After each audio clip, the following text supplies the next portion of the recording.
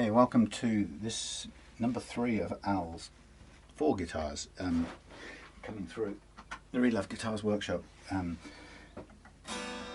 this is one I'm doing, another one of the 4 in total that I'm doing while Al is away on his European tour. So I'm against the clock, but we've got plenty of time. There's a couple of weeks left before he finishes. Two and a half weeks.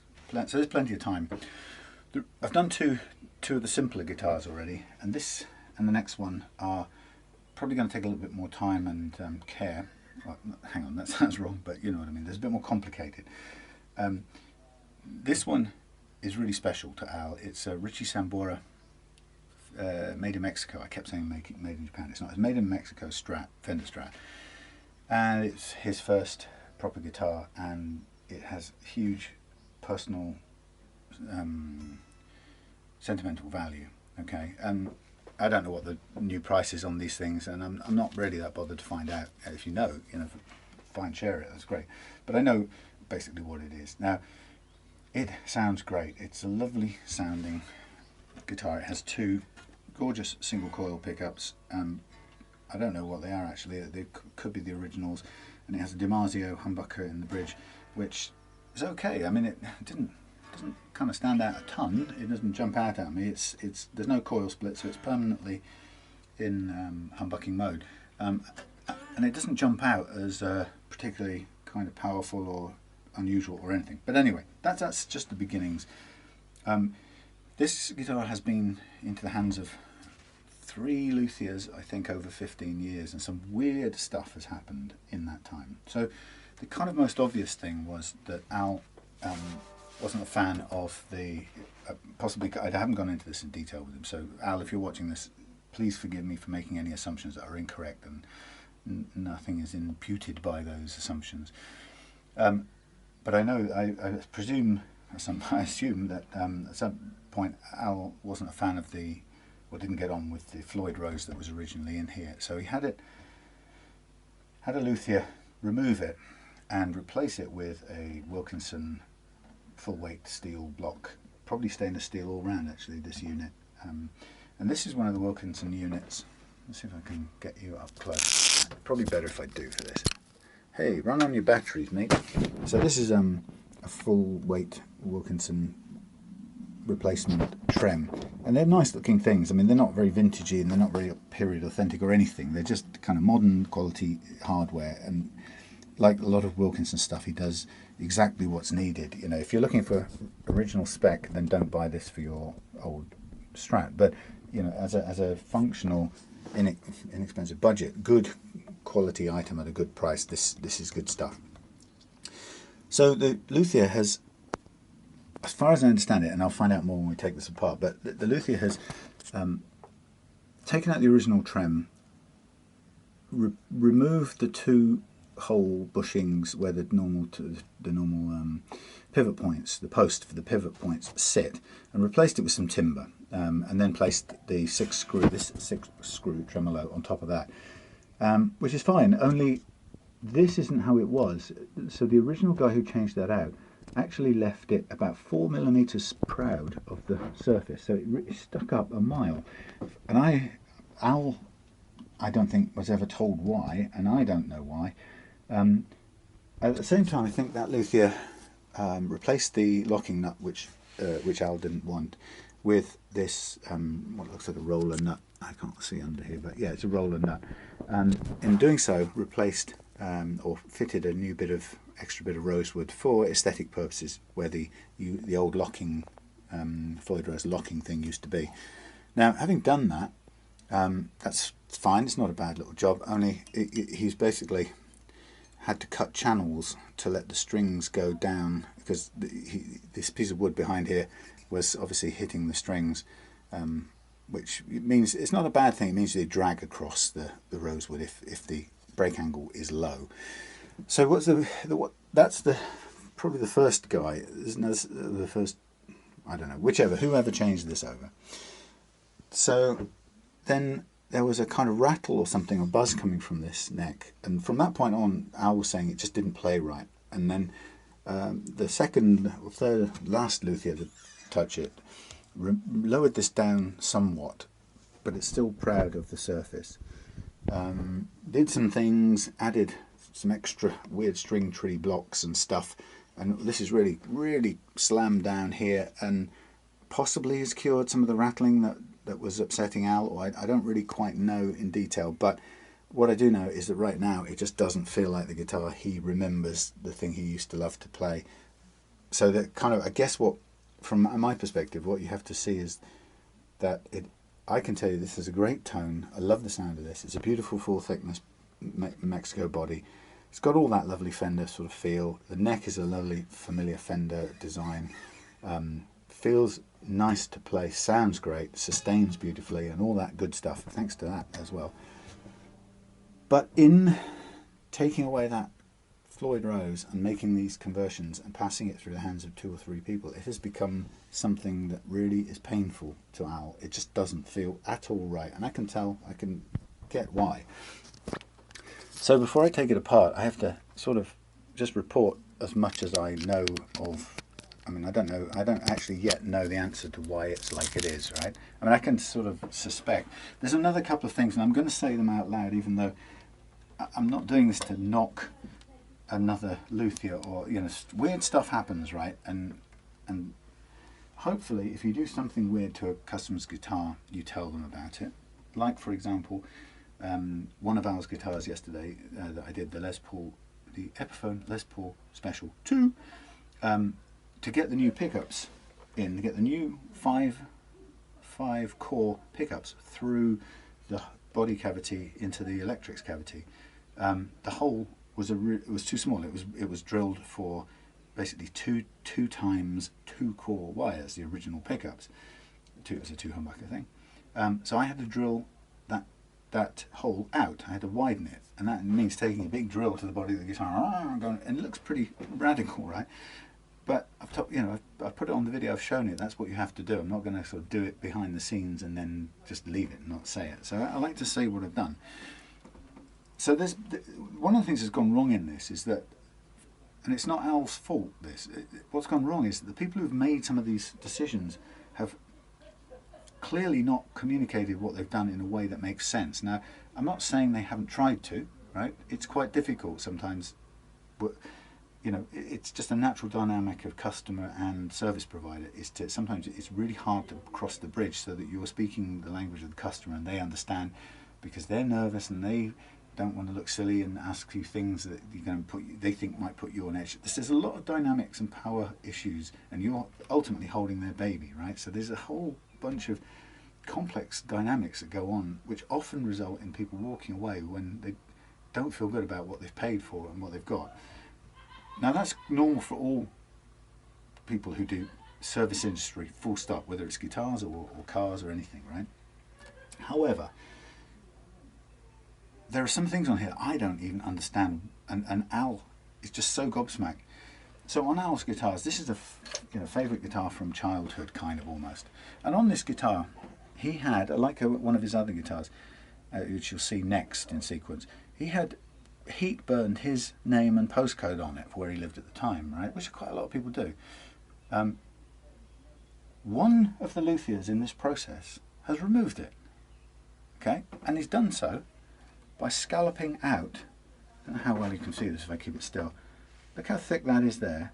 Well, I don't have to tell you. He has scalloped out the back of the headstock from, this is just amazing, right? From at its thickest, where it should be, its normal thickness, let's call it, hey look, it's 13.7 mils to 11.9.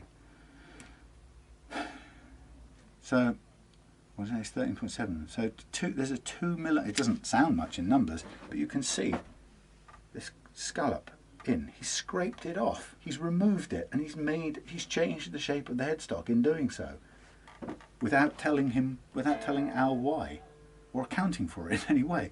And what I like about this guitar, I'm liking it at Al's expense in a sense. What I like about it is I don't know about you, but I'm the kind of guy who looks at this thing and goes, why? No, look, I understand why those are there. He's taken out the hex screws usually that hold the locking nut in place, right? Fine. So he's taken those out and he's done a sort of well, he's filled with dowels, and he's chiseled them or bladed them back, but he's managed to sort of scrape off paint while he's doing it and left it at that. Okay, that's functional, nothing fabulous or too worrying. There's a string a string retainer bar he's removed there, and he's filled the holes there, and he's put one or two of them have put different string trees on. I can understand why the extra bit of rosewood on here to provide a backing for this roller nut, great, and to provide a visual. But it's not even a flat piece of wood. It's kind of like anyway. And then okay, you've taken out the Floyd Rose, and you've got to put a block in there to provide a footing for this. But why was it 3 mils above? So what we now have is we have this tremolo standing proud of the surface. Okay, now Al only wants a downward move on the tremolo. Okay, and that's he does any pitch bends with his fingers, but he wants the downward shimmer. Okay, fine. And this actually, even though there's a gap here, the fact that this little bit of wood extends about 8 mils behind the screws stops it naturally rocking backwards. So the truth is, it's effectively locked, even though you and I can see a gap behind there, which makes us think, Christ, that will go backwards and we'll get pitch up, but we don't, because it's sort of sitting flat on this little footing that it's, even though it's only a ledge, right? But then you go, well, you want downward shimmer, right? Oh my goodness, it's so hard. I couldn't use that. I feel like you're going to break the arm using it. So even that's not ideal, but I still don't know why it's standing proud of the surface. We'll find out, hopefully. Right, so that's that stuff. Then we've got an impossibly high action anyway, right, where I've lost my thing. So after all of this work, Al reports the action's too high and it just doesn't play right, amongst other things. So okay, we're running at let me see, I'll get my eyes around this. We're running at 2.2 mils down there, and that's too high, right? So okay, we can do something, hopefully do something, but can we? Oh, we can't. How can we lower the action if we've got no bends? So this is not right at all in every department. Now, I can't adjust this just from here. I can't look at this and go, oh, I'm going to figure out what the hell's gone on and put this right. I suppose this is quite an interesting thing. Sorry, one more couple of little things. Before I tell you what I'm going to do, I like this bit. This is the fun bit. So I take the back thing off. Bing. Back plate off. Oh, the other thing, by the way, is that at one of these luthiers, along with scraping the headstock rear and scalloping it out without being asked, removing personal information, by the way, do you know, I just had a thought. Holy cow. There's only one. You know the Occam's razor principle? That the simplest answer is usually the correct one. Why does somebody scrape off an identifying name and postcode off a guitar? It's because they're stealing it. Was this guitar stolen from the luthier? And he got it back, but had no choice but to live with that. Somebody scraped that off to obscure it.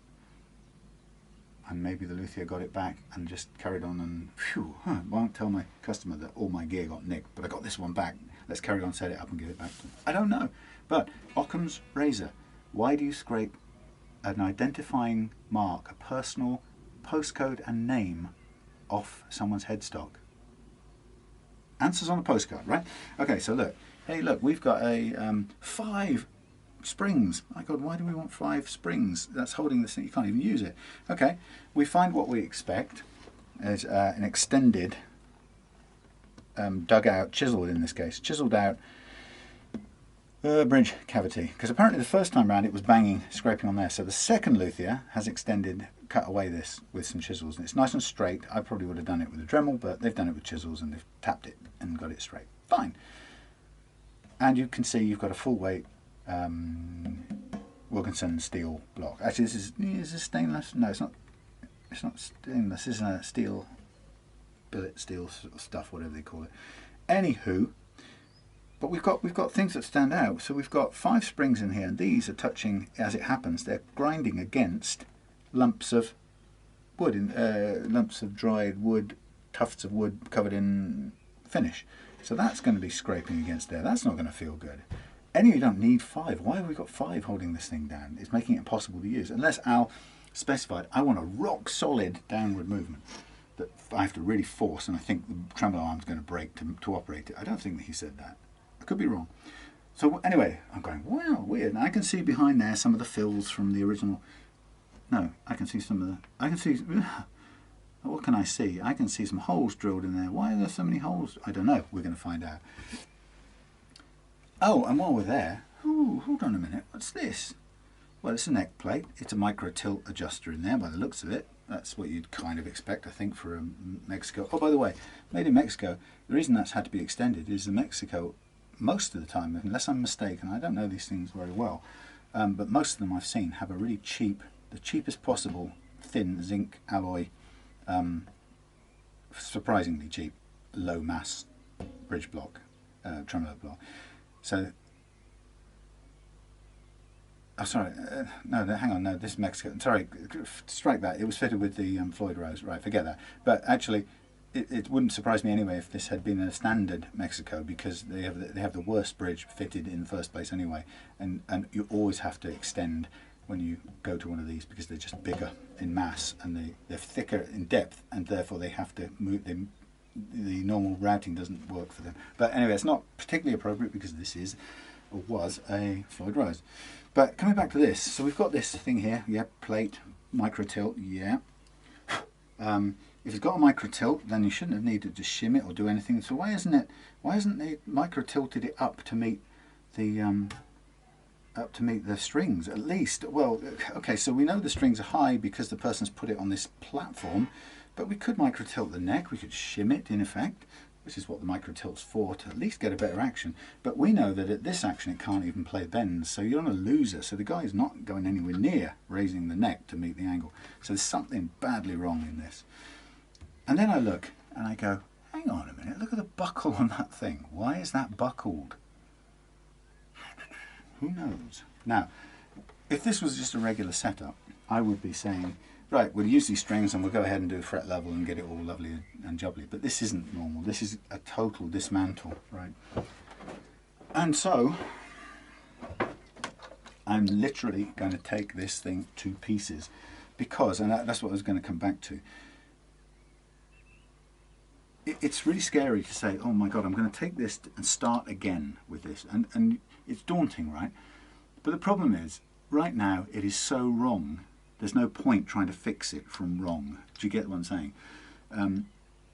There's no point trying to do a setup on this to twist the neck up. But when this is, we don't know why, and we don't know why that's that, and we don't know why it's rattling. And Al reports that everything buzzes except if you put this ridiculous amount of incredible stress of multiple string trees pressing down to an impossible break angle on these, the A and the D. I mean, anyway, so this is not a tweak what we've got. This has got to be back to the beginning. And the reason it's good to go back to the beginning is if it feels daunting and if you're doing this kind of stuff, just remember when you get frightened of going back to the beginning is the simplest bit. Think about it, right? You've got a neck, beautiful quality neck. You've got a body that wants to play with that neck, right? It was built to play with that neck. And then you've got a bit of messing around and a bit of messing around, a bit of fudging and a bit of inexplicable somethings and some skullduggery in it. So everything from the basics goes wrong.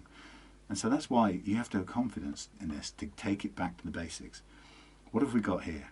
We've got a neck that I can make work. Looks at it, yeah. I've never seen one of these, actually, believe it or not, I've never seen one of these what do you call it, roller things. And actually this may actually have to be lowered a bit more because the action is too high for my liking. But that means, that's quite radical. It means cutting down the underlying footing a little bit.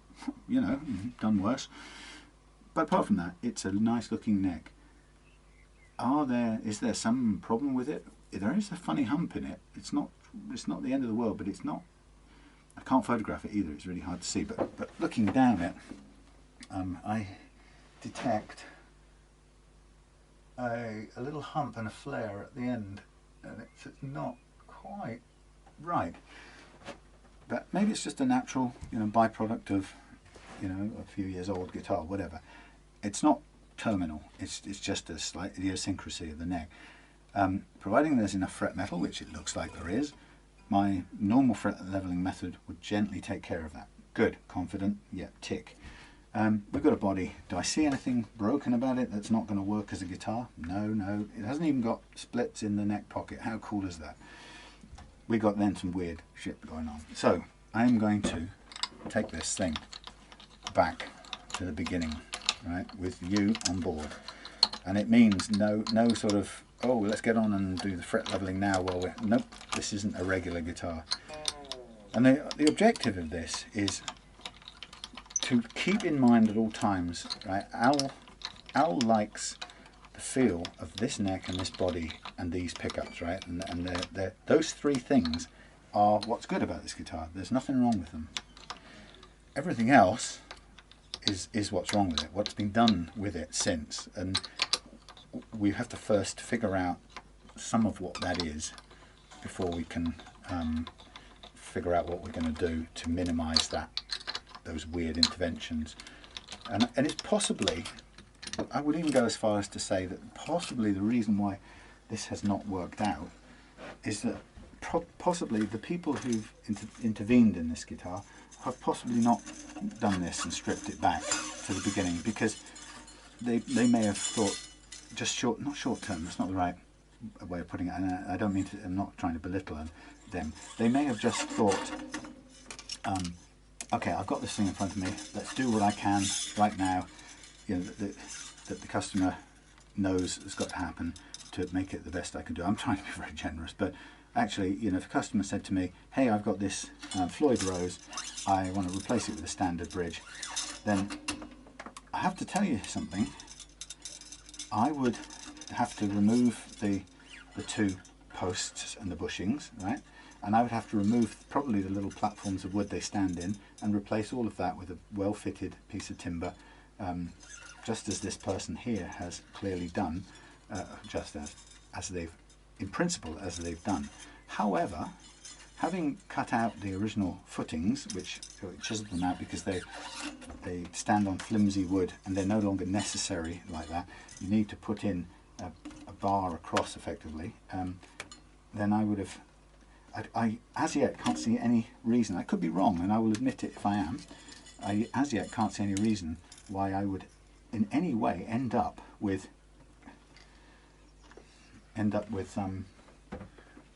a situation where the new tremolo sits 3 millimeters, 4 millimeters proud of the surface of the body. I can't. Now, I've changed over tremolos before, and I've never ended up in that situation. Maybe I've been lucky, and there's something here that I have yet to discover, and that's fine. We'll see. Okay. So we're going to take this thing to pieces, and we're going to look at it from the ground up. Now, I've been looking forward to this. I want to know why this plate is so badly buckled, and I mentioned it on another video, but I have a holding, an idea in my head that I've parked, which I can't possibly believe is the case. It would be too convenient or too if it was what I was thinking of, and I don't want to believe it's the case. So I'm going to now just take this off. So as I'm doing this, what I'm going to try and note is, what is the torque like on this, first of all? Very little. So why is it buckling with so little torque?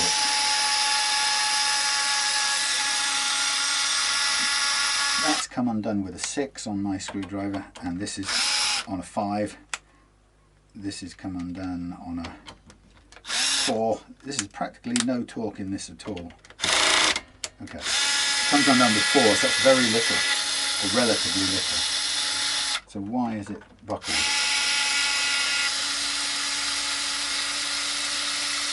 Why have we got a buckled plate?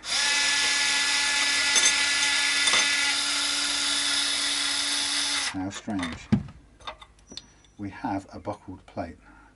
Why? Weird. I don't know. Right, let's now see what's going on under here. Okay, no shims. Micro tilt is down below the surface. It's not engaged, so it's not doing anything.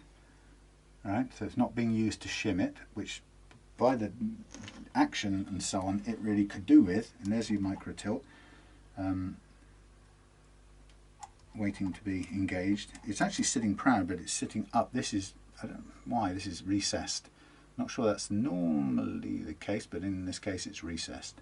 But the micro tilt should, if I'm not mistaken, or unless there's something unusual wrong with it, the micro tilt should continue to operate. It's probably going to be a US imperialist pig type key,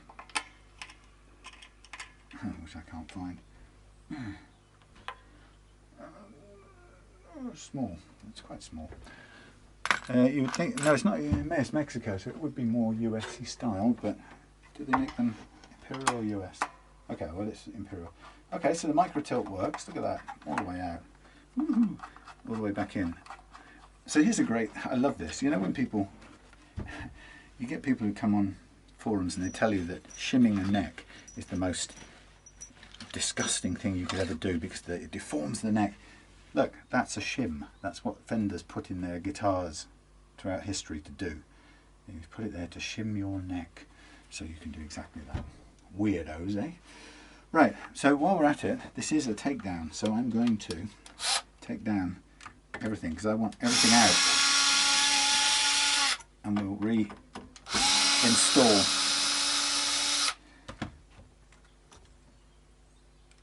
So everything's probably good. I'm not going to actually. I'm not going to for a minute. I'm not going to do what's the word? Soldering irons. I'm not going to get. I'm just going to cut wires for now because I can resolder. I want to get right into the guts of this because I want to know what's going on, and I want to start from that point and ask why it can't play well.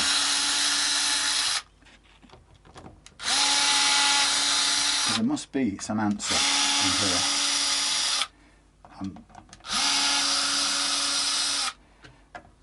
If I still can't quite get my head around this business of the headstock.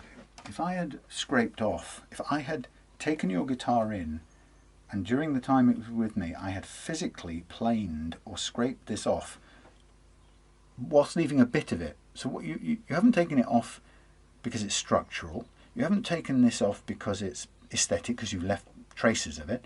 The only reason you've taken this off is to obscure, somebody's taken this off, is to obscure an identification. That's all there is to it. There's no other logical reason for that. I even tried to think,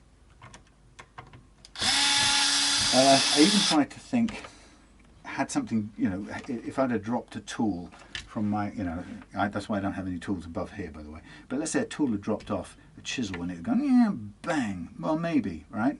Maybe, just that's the second Occam's razor, possibly, second possible plausible explanation. I had dropped a tool, a chisel had fallen from my workshop onto that, well, it sat on the deck thing, you know, and bam, right? You've got yourself a massive dent, okay? That basically I now had a problem, right? Massive dent. Okay, so what do? I think, hey, he's hand engraved his own name and postcode in here. I've dropped a tool on it, it's a great big chisel. I'm so ashamed, I'm going to scrape off his identification and hope he won't notice it. Nope, that's not logical. So that's just, it's beyond the realms of possibility, actually. So that second possible Occam's razor just goes out the window. I couldn't give you that back with your name and postcode missing that you handcrafted. It wasn't just you stuck it on or it was already there like that. Right? You hand engraved it with a soldering iron, and I gave you this back and it was missing, and I forgot to mention it. It wasn't an accident, something dropping on it. Right. Okay, let's get all of these. Anyway, Mrs. Colombo, she's a great fan of your music, Al. Mrs. Colombo, she says she wants to come and see you in concert, Mrs. Colombo says. Sorry. This is my favourite part. Right, so now I can see in here, what have we got? Well, we've got some pilot holes for those new screws coming all the way through the body. Why would your pilot holes for these come all the way through? Who knows?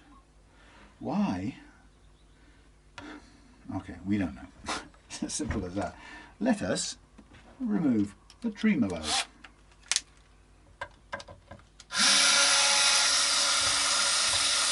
Very loosely held in place. In fact, let's go to the littlest torque. Oh my goodness. There is hardly any pressure at all. Now, it's not the end of the world, but I've actually never seen a tremolo held on finger tight before. But evidently it works, so, well, at least it doesn't come flying out, so it's not the end of the world. Okay, so out comes the block. Well, nothing about the block that we didn't expect to find. It's bog standard Wilkinson. Now here's the fun bit. I'm going to fly my camera and you, my trusted investigative reporter viewer, in. It's a 3D flyby. So, okay, so what's happened is, so the person making this has, is that 2 pieces of wood? Ply of some kind. They've made a ply of, they've put some pieces of veneer together or something, thin pieces of wood. I think there's 2 ply by the looks of it. Right, so what they've done is the original, okay, right, I think,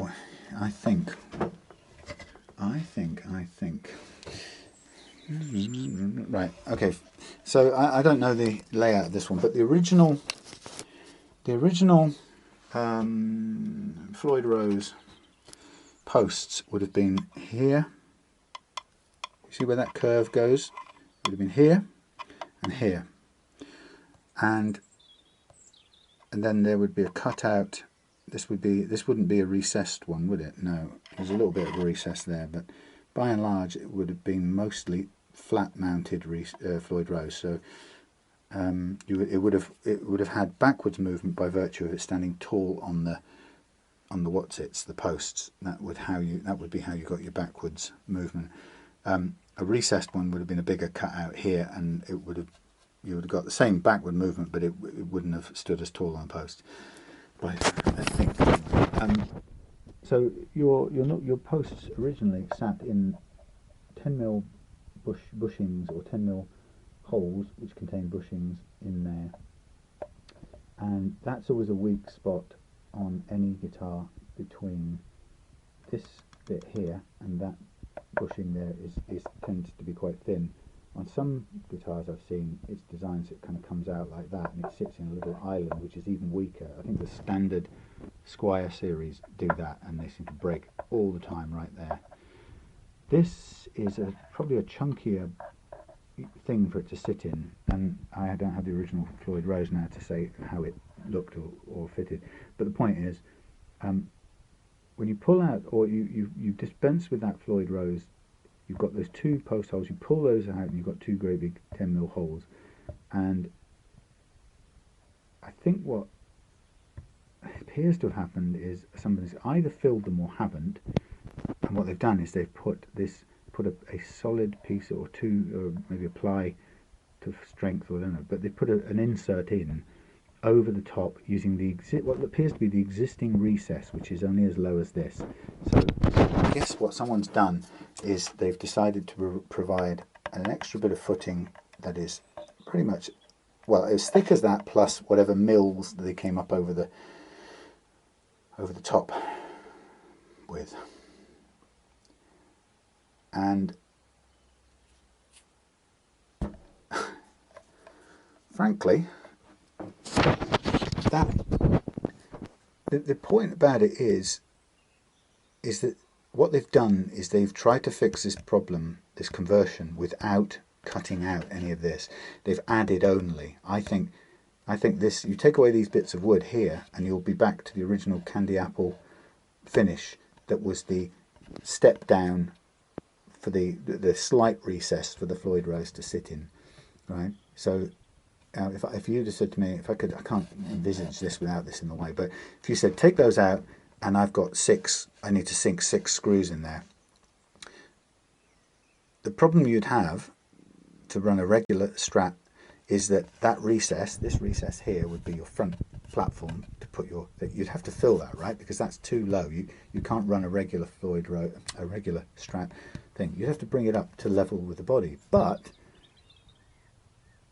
he brought it up not only twice as high, but previously higher again. Something tells me then that there's something about this piece of wood here that he's had to strengthen up, because perhaps the first person had stripped out all the screws and there was no strength left in this wood to sit them properly. But the solution to this guitar really has to be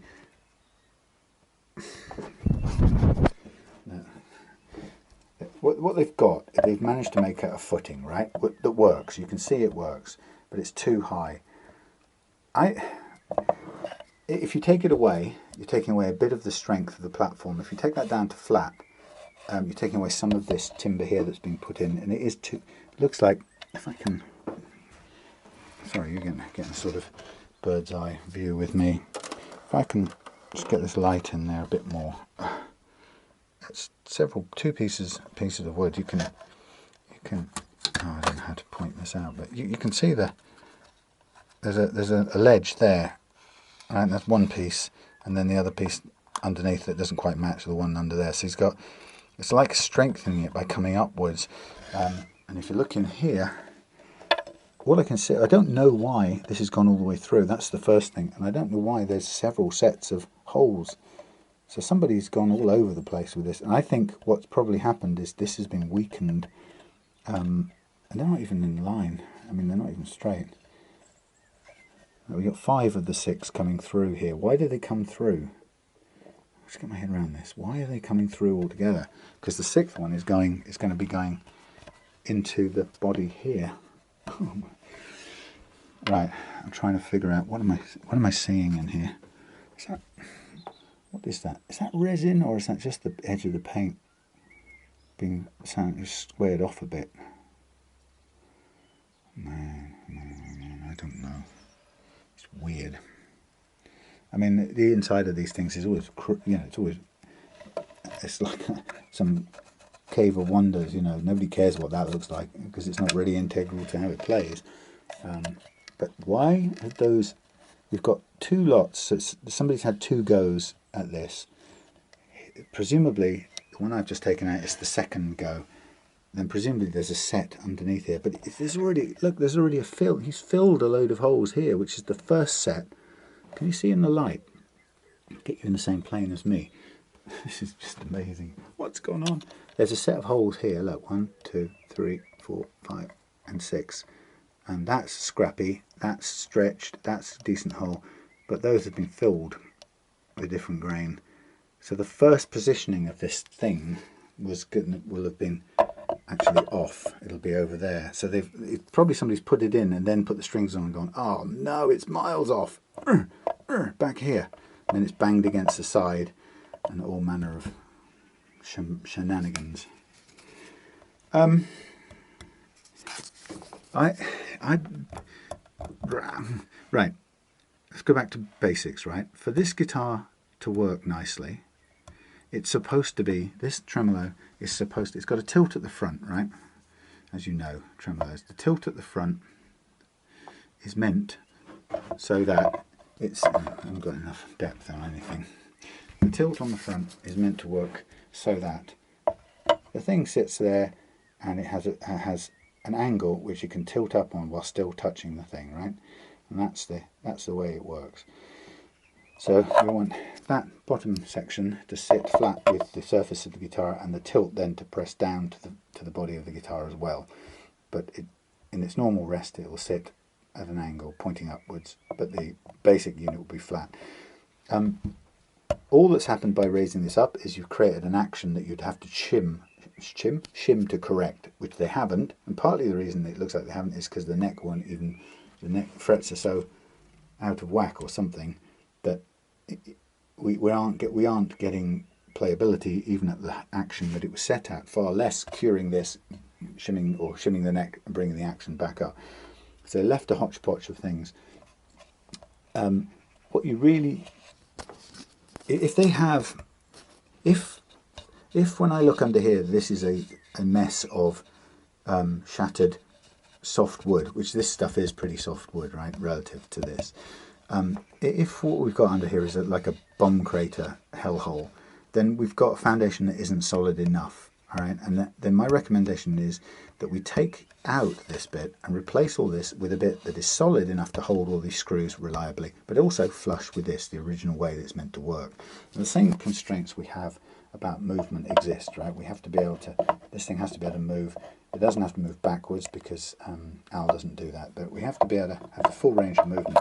But that's a secondary thing. If we line this up and fit it for the correct alignment, and then it has some obstruction, we just go back and take out the obstructions for this particular unit to work with that original Floyd Rose hole. But this is, I'm afraid, we're going to have to take this out. And I'm going to hold off at this exact moment. And what I think I'll do is I'm going to just double check with Al that he'd be comfortable with that, because I don't want to do stuff on a favourite old guitar. My personal preference at this stage would be this tremolo has the most solid bass it can have. If I've run out of space, but let me draw it up on here for a minute and engage you in some drawing into a small gap on the whiteboard. Pardon me. This don't work. Let's do something else. I'm going to go into town shortly, so I think I will put this on board any minute now. I'll dangle you from there. Hello whiteboard. Something like that. So it's a bit unnecessarily bright. Right. Hello whiteboard. You just stay on in a usable fashion. Yay! Right. So what we've got is this. We've got a recess shaped like this, okay, and it's a recess, but it has a sort of, actually has a line there. Then it has a line, I've done that too big, it has a line there, and that is the hole through which the block passes. All of this is, let's call it 4 mils below the surface, and that's a bit of a recess for the original trem to sit. And the original trem then sat in there. Its block obviously sat through there like that, just for illustration purposes, and its pivot points were there and there, drilled into 10 mil hole. And then around that we had, well, let's go purple. We had, this is badly drawn out, but we had the Floyd Rosey thing. We had its cinch point, its what do you call it? The knife edge there, and it came out like that, and it would have a bit sticking out like that, or something, right? And that's how it would have sat. This here all would have been solid wood, whatever the guitar was made from, but nothing more or nothing less. Okay. Let's get down to here. Right. So we've got the hole that the block passes through and swings around in, and then we've got the little bit of cutout at the back there. So once that would have been taken away, we were still left with 2 holes there. And on this guitar, if I draw the front edge of this thing, we would have, if we go to the pickup swimming pool route from there, okay, we have basically this much wood doing the structural job between, so there's a hole there, but we've got all of this under here, solid wood, with just these holes drilled, sunk in it. Now somebody has responded to the recess and added something in, right? And so they've kind of, I don't know whether they filled those holes or not, but they've then gone and got some material, and they've gone, right, there's a hole in there, we've got to fill it. And they filled it, and they've made it proud of the top. Why? And then they've gone and put at least 1, 2, 3, 4, 5, 6, 7, 8, 9, 10, 11, 12, what looks like a good 2 or 3 stabs at getting the tremolo in place. Now if you again come down below this nice little bit of hardwood that's sitting in our way at the moment and go back to just the cavity, right? What you've got is you've got a body of wood here, right, as we know, all the way through, this chunk here, which has now got holes going through it in lots of different places, and methinks that's pretty much weakened by now. But it doesn't have to be that strong to hold a 6-screw tremolo. That's the beauty of it. The critical strength of this unit here really only applies when it's pulling from a gap here to a gap there, and there's half of that wood is, not in this case, but on some guitars, that wood is used up, or sorry, it's bisected by those posts sunk into it, which in a sense weakens it again. So we actually got a bridge of wood here of 28. This is 28 mils, which if you put a 10 millimeter diameter post into it here and here, right, you're a bit closer to the edge, but even still, it's still a chunk of wood. It's not going to go anywhere. You've got at least at worst 10 mils either side of the post material, and in fact more at the back. So in and of itself, there's nothing weak about this thing, but we do know now it's pocked with holes, and we've ended up with what is currently a necessary chunk of this sitting outside, holding the tremolo at an unusual height above the rest of the proceedings, which we do not need. We need this to be flat or flush with. To be correct, we need this to be flush with the body. But we do know from looking in there, we know we've got a piece of wood here with so many holes in that. What do? Do we fill those, or do we pull out that bit of wood and rework it? So the question I have is, when we look back to the pick guard with all its bits and bobs, and we just look where this fits again. So we notice that this is, without this, the pick guard would sit flush to this edge of this line here anyway. So the insert that the luthier's put in sits tidily into that, and the second luthier has cut it down so it's flush with the pick guard, but not with the top of the body.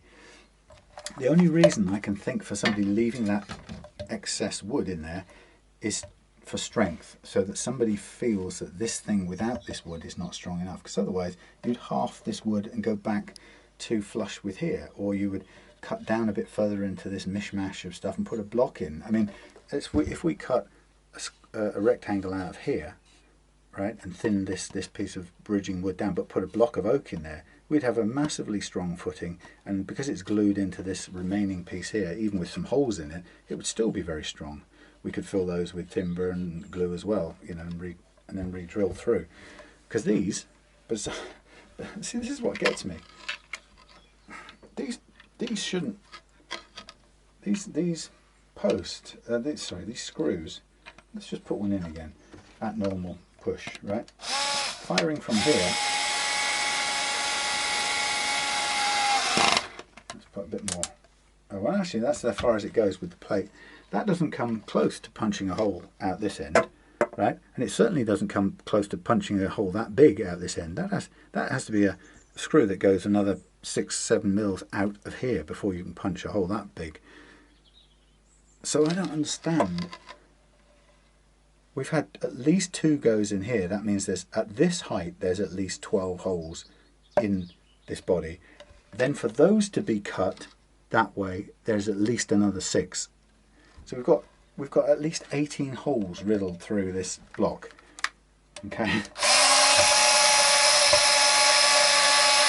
So, for that reason, amongst others, I think the best bet in this whole thing, if I'm honest, I think the best bet is to cut this out altogether, replace it with a nice piece of timber that's exactly the right size to go in there, brings it up flush with here. Now, the issue you've got is, you might say, is, well, we've got a recess here. How do we add a block in? Well, we would then cut out this section here as well. Let's have a look. Yeah, it only has to be flush. It doesn't have to be the prettiest thing in the world. I mean, at the moment we still see all the gloop of the original. There's going to be a hangover. We can't reclaim it back to this footprint of this new tremolo, right? Because the original would sit wider.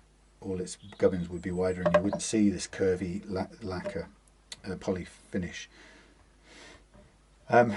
So realistically, we'd have to make a template, and we'd have to route a clean slot down into here, and I think that's the best way to do it. And then we can make an insert to go in here and take it down to, we could even go halfway down and glue an insert in, because we know that even if this was working off the surface, or just proud of the surface, we know, let's call it the height of the body plus the thickness of the plate, we know that just comes through this side on a 6-screw thing, right? That only just comes through. And that doesn't really matter if it only comes through. So actually the truth is we need to replace that hole. To give us the best chance, we need to replace this whole footing here. We could also route down into the bit that you can't see behind here, which is probably the best thing to do. So we would make a template that follows this square here, and we just go down and we get a piece of wood and we put it in, probably insert it in, just it'll end up coming flush with, let's just have a quick look, flush with, yeah, we don't, yeah, okay, the flush with, put it flush with here, and if we need to we can chamfer it back to allow any spring movement. But actually with 5 springs in it, I would want to chisel this and clear this out first, because all the springs were catching on here anyway, which is hopeless.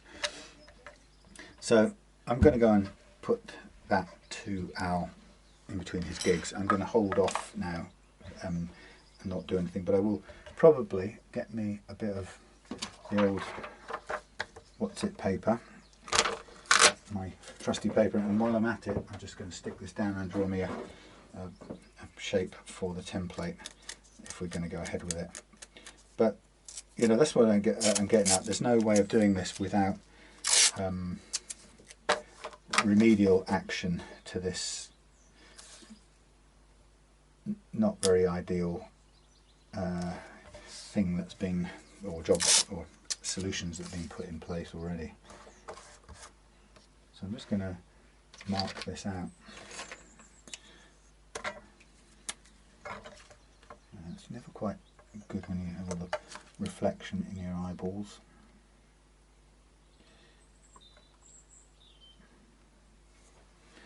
Can I do it without being glared at?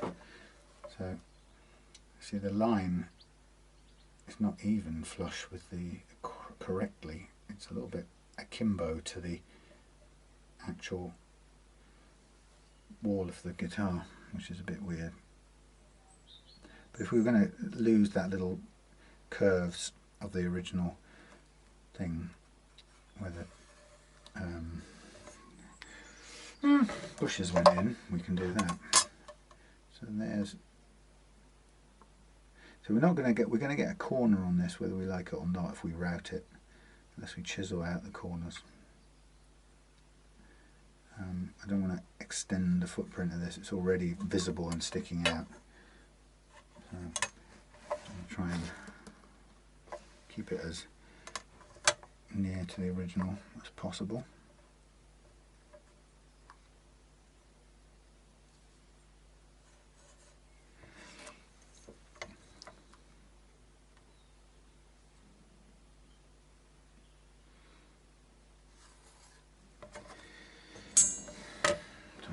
So we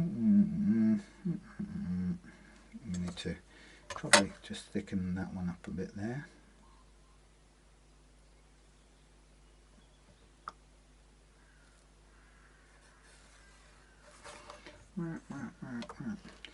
Okay, and then I can measure it and make a note of the real dimensions.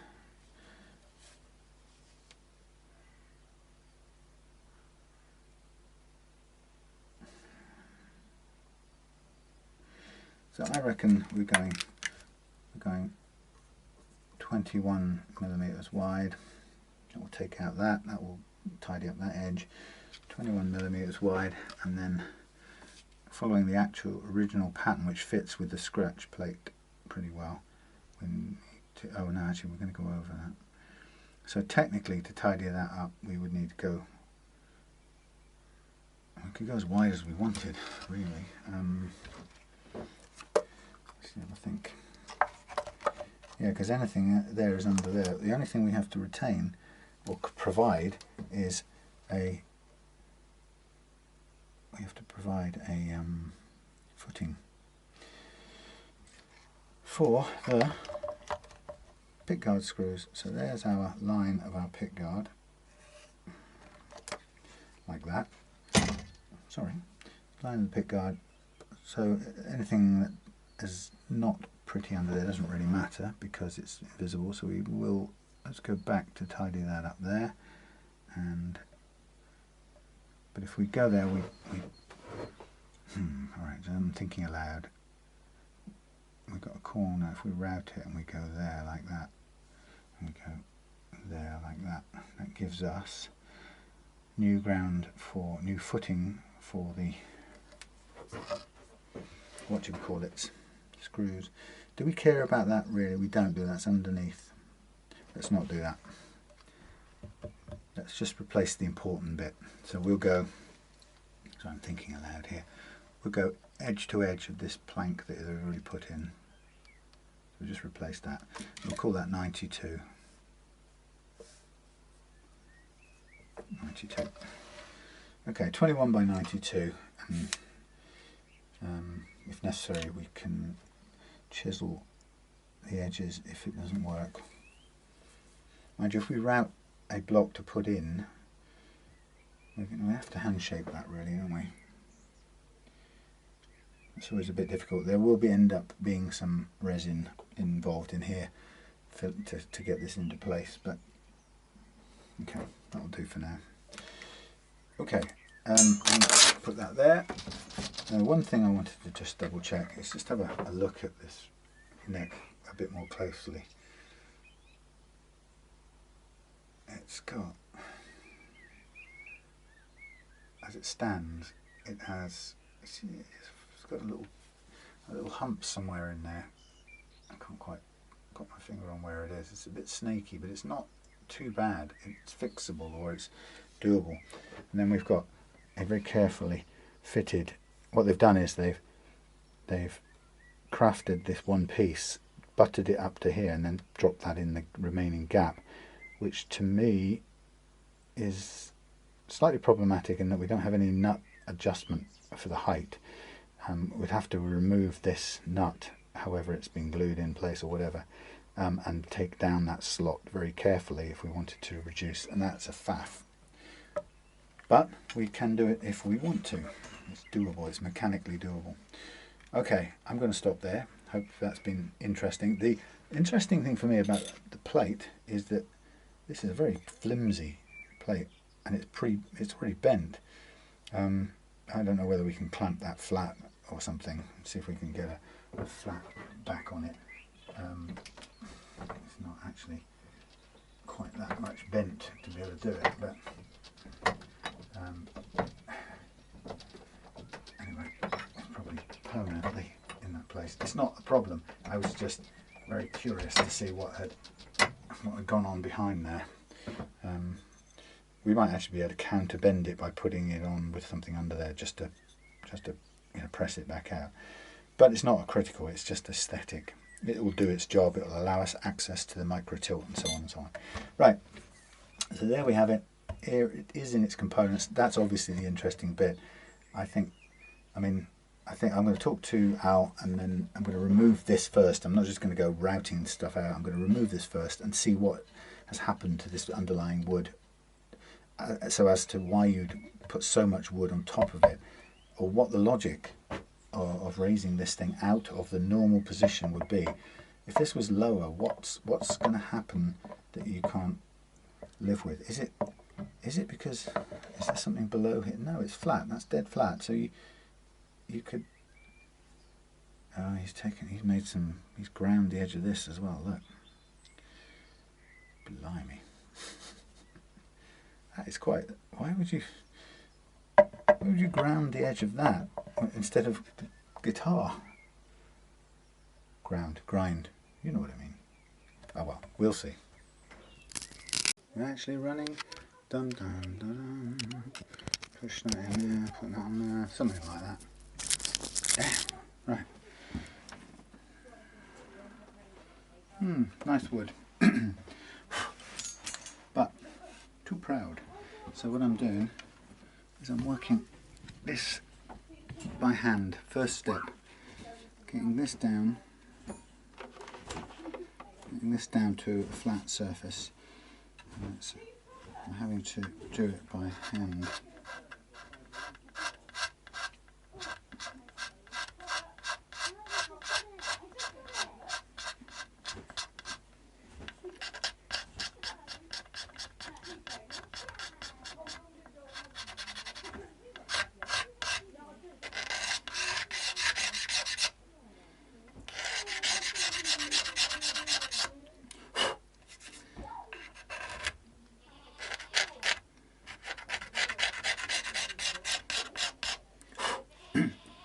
Very good. So that's close to being flat. So the idea is we're going to give it a go at flat, where it should have been all along. We shall see. Now I'm wondering whether he's done that because there isn't enough room. But that should still work. Okay, so pretty much close to being flush already. I'm just using the tape as a sort of protective thing here, so I can just get it as flat as possible without any risk of grinding the paint, which would be a miracle if we didn't at some point in this restoration exercise, but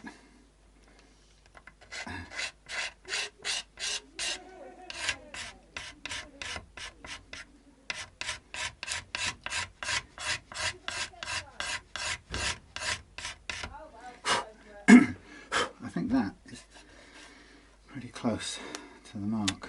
I'm going to take this off for now, and if it isn't, we can always put some more on. I mean, it's not level. Very hard to get level with there unless we want to risk scraping the paint, which I don't.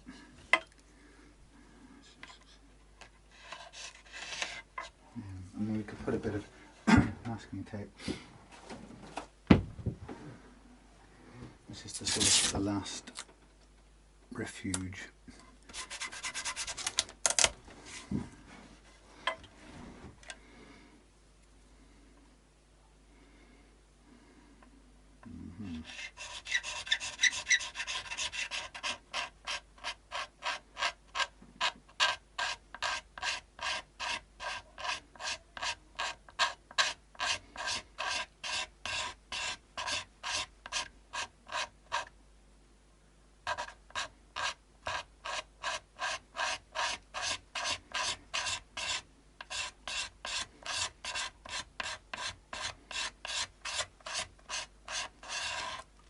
See, it's pretty good. I can get quite a lot of it down, so just trying to get each end and avoid hitting the paint anywhere.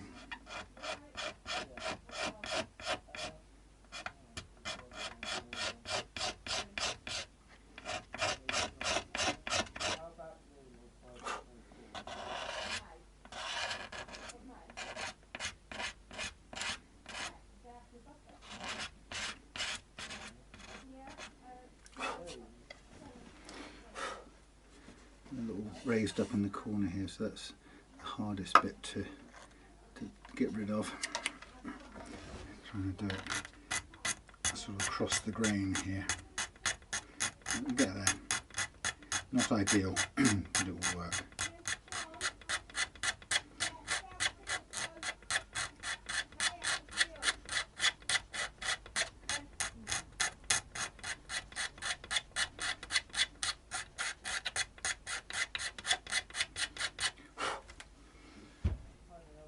feels pretty good actually. I'll do a bit more this end the same way.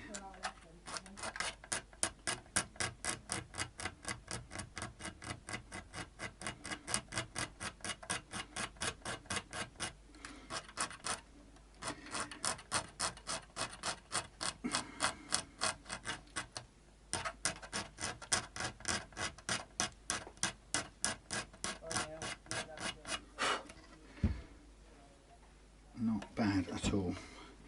I'm going up and down here a bit more.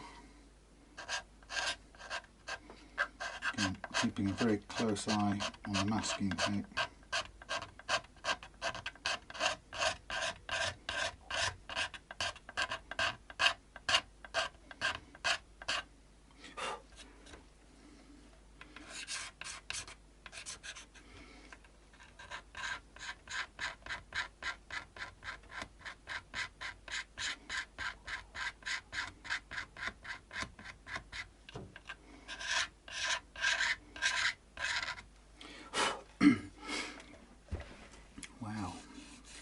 Really get very accurately done, and we could use a bit of this.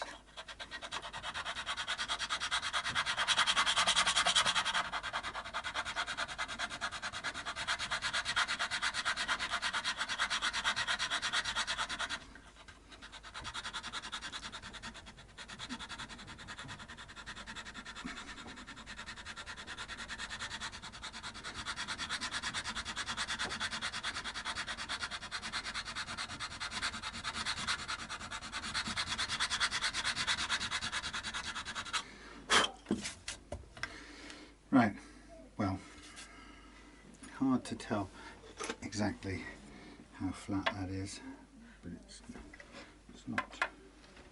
not bad at all considering the lack of access I've got to it. So the key thing here would be, at the early stage, to see whether we can refit the bridge and see whether it holds steady. And what we can also do is break this up a little bit more.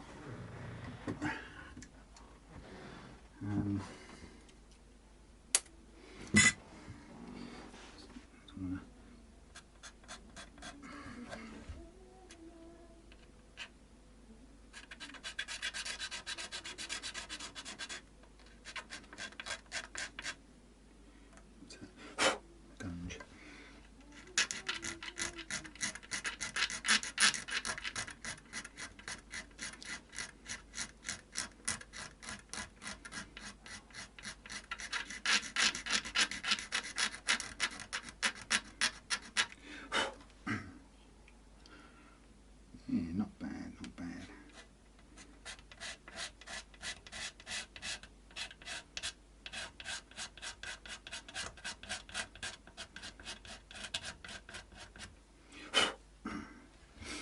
Right. Let's take a smaller bit. Again, it's very difficult to... Where's it gone? Very difficult to do anything that close up with such small blades.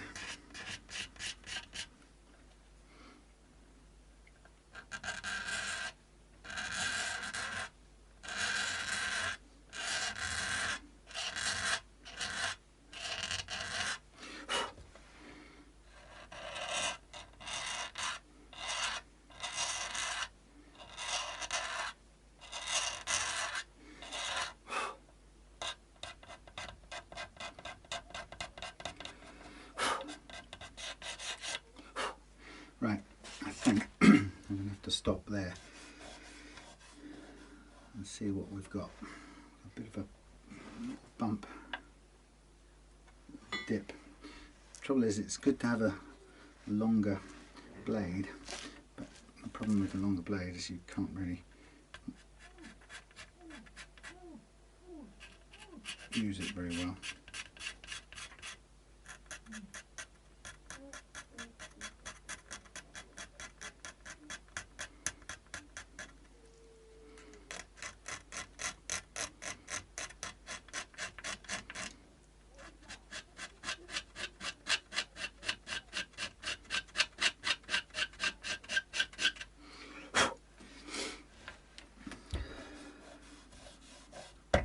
Okay, so the first thing I'm going to do is I'm going to see whether I can see how well the screws go back into the wood that's there.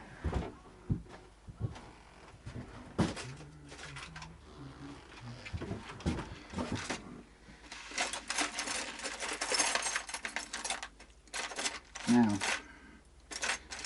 what I want to be able to do while I'm doing this is to check the angle of the neck in relation to the body. See how much of a difference this has made. Now, I presume that it will have made quite some difference. I have lowered it down.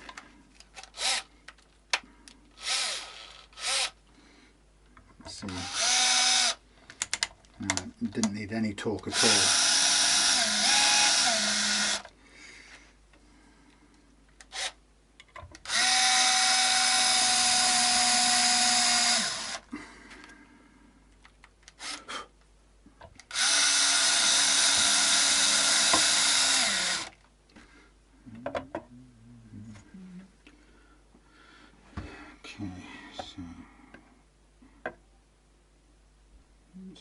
Actually, that's touching the top, which is where we want it really, mostly ideally.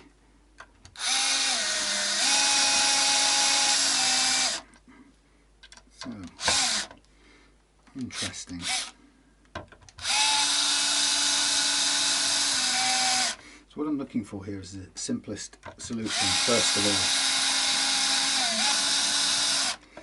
all. Now, if this anchor point here is firm enough, which there's no reason why it shouldn't be, even with several holes in it. If it's firm enough, then what we would expect is that we could put the neck on in a moment and have this thing working the way it should. Now, we could dye it or stain it or whatever and turn it a different colour and all of those things. It's not a problem, but we'll come to that later. What I want to do now is just hook up a spring, and going down the middle I want to avoid the shaggy edges, so we're still looking at the sort of simplest fixes for the problems as they presented themselves. So I'm going to take off some of this tremolo grunt. Okay, now because this is, oh, actually we can still go a bit. I don't mind, all we want from this is that it doesn't go backwards. It's the main thing. And so I think we can pretty confidently get it to there and get a downwards motion from here. So let's just have a feel of that with 3 springs instead of 5. And let's see. It's pretty heavy still. But it will have, of course, it will have a bunch of strings loaded on here too. So at worst, this could end up playing with its tail end flat on the deck. In normal operating mode, it would be a kind of effective hardtail backwards, which is good, and then we have only downward movement. And so far, that would, let's have a look where that's sitting. It's pulling slightly back. I don't know how much grip we've got in these holes, you see, from the damage that's been done. It's not too bad. Let's see. These tremolo screws have been a bit chewed up somewhere in their day, so we could do with a new set. I might have a new set somewhere.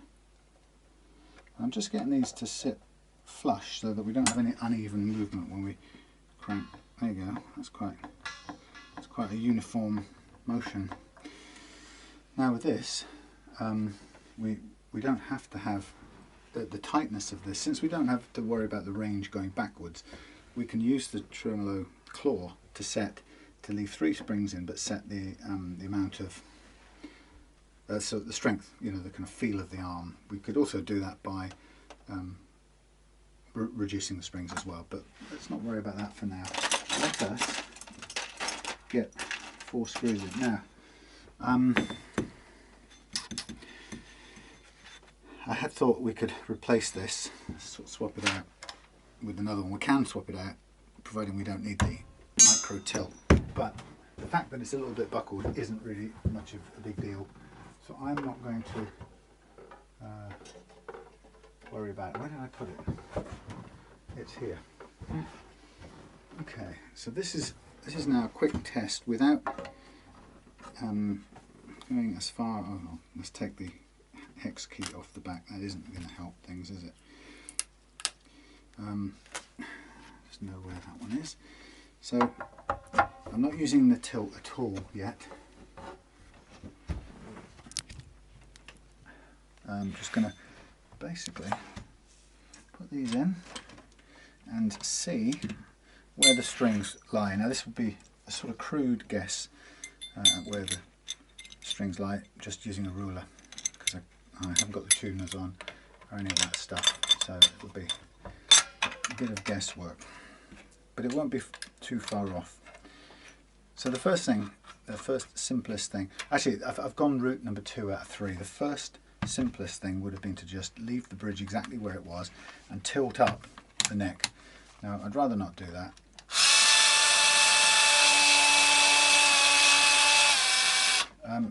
Because tilts, shims aren't that brilliant.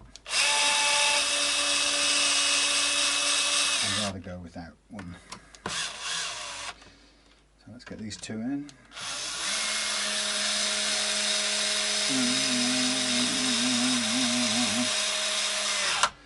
And this one.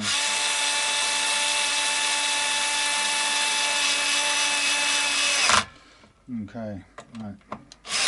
Bit of a shoot there and there. Right, so this is the basic setup situation. Get back to where we want to be. Now, the question is what happens with the action now. So let me just put a couple of these things out of the way so we don't run a risk of bashing anything. It's annoying me. Chisel away.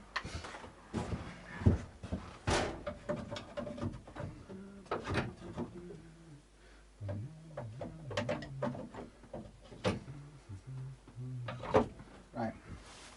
So, what I can do is I can reposition the nut for now, since it's here and it's easy to put back in. Sorry. Bass and treble end. Have I marked that up? Bass end facing forward. Right. So that fits very nicely just back in there, but it's good because it allows us to line up our straight edge. So all I want to know at this point, moving things around with so short a room, I'll take the front edge of the front edge of the, what's the word I'm looking for, nut. And I'm looking down here, front edge of the nut, and we have, we have a, well, that nut's too high, you see, but let's follow it down. Okay, I think we can probably work with that. So, without any major to-do, we've got a situation now where I think it's worth now putting one tuner on, because I want to put one string on and just check this action, and if we're anywhere close to it, then we are in a workable range, and that means we can adjust the action from the saddles here and get exactly what we want. Now, of course, underneath all of that is the problem of the uneven frets that we've got to take care of. But that's sort of waiting in the sequence of things we've got to do anyway. So we'll get the low E string, or low E tuner, in place. The nut's temporarily in place, and for this we can use another spare inexpensive string. What's this one? 43 millimeters, that's a 0.43. Oh, you know what? I don't know what that is. Doesn't even say which string it is. Oh well. Actually, it's too good. Let's use a low E since I'm constantly leaving those behind and they never get used because nobody ever breaks those. Right. So let's have a look. Okay, so this is, sorry, Dazzle. I'm sorry, I am so sorry. Right. So now at this stage I could put all of the tuners back on and have just a look and see how the whole thing works with the tremolo, but I'm not going to do that until I've convinced myself that this the action is within a workable range, then we can carry on from there. So this is, like I say, this is 2 out of 3, option 2 out of 3 of kind of complexity in fixing this, and one of them, the next more complex one, would have been to remove that block and fit a new solid piece of wood, which would have involved some routing, and it's not strictly necessary, providing this 6 screw has enough grip in that remaining wood. Why take any more out? I mean, I know it leaves the trace of previous work that's been done, but it's not a problem, it's not getting in the way. Okay, so that is spot on. Now the problem is it won't play because we've got uneven frets, we know that much.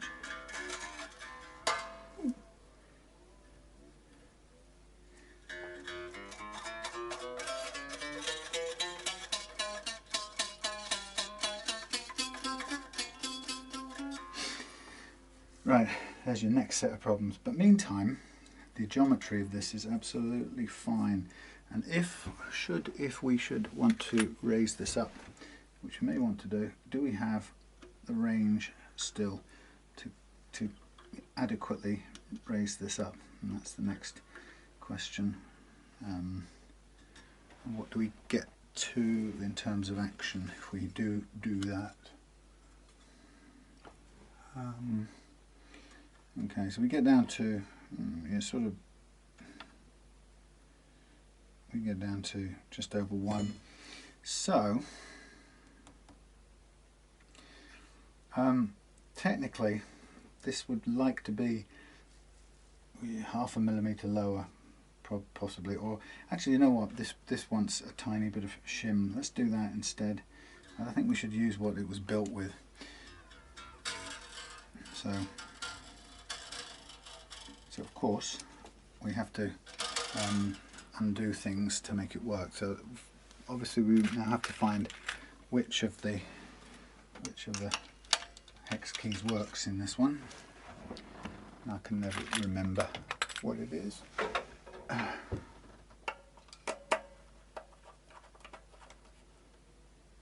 Yeah, I think that feels like it's doing something. Okay, so you can't push the neck out of position with it in its locked down state, because the shim has to, or the tilt has to come out and push the heel of the neck upwards, changing the geometry. So we do have to go to the length of undoing all of these again and getting them quite a way back out so they're not engaged in the heel at all. Now this is the bit of the hit and miss, and I'll do it with my fingertips so I can feel what's happening. So hold the two together, and now I'm going to go in there and okay, I can feel it engaging. Now this is guesswork. Alright, and I'm doing this, it's a bit late now, I'm not going to do this with a power driver anymore, so I'm just doing this by hand, which will take a bit longer. But so that's the adjustment. I could feel the heel tilt up. Now that's probably, when all said and done, that's probably way too big an adjustment. So I'm just going to lock in 2 of these, just hold it in place, one front, one back, and then I can get a reading on it. Now what am I talking about? This isn't... Oh, wait a minute, brains, hands. I don't want to tilt the neck at all, do I? You could have told me this. I'm going the wrong way. If anything, I want the neck to sit a little bit lower, so I'm going to take the tilt back out, because that is not what we need. Sorry, wrong way. Oh well, at least it works anyway, in case you did need to shim it, which we don't. So I'm going to pull it all the way back so it's out of, disengaged, like that, and then we'll get this done up. So we can do it with what we've got. Possibly, what it's showing me is that in an ideal world, this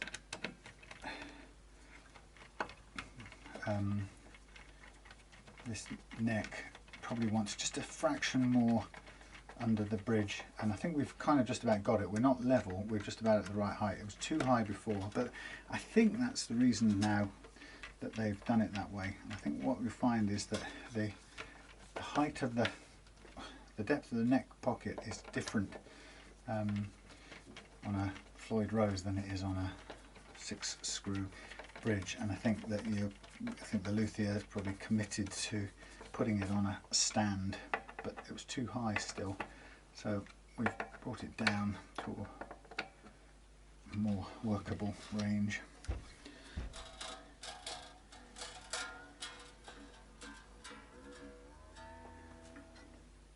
Okay.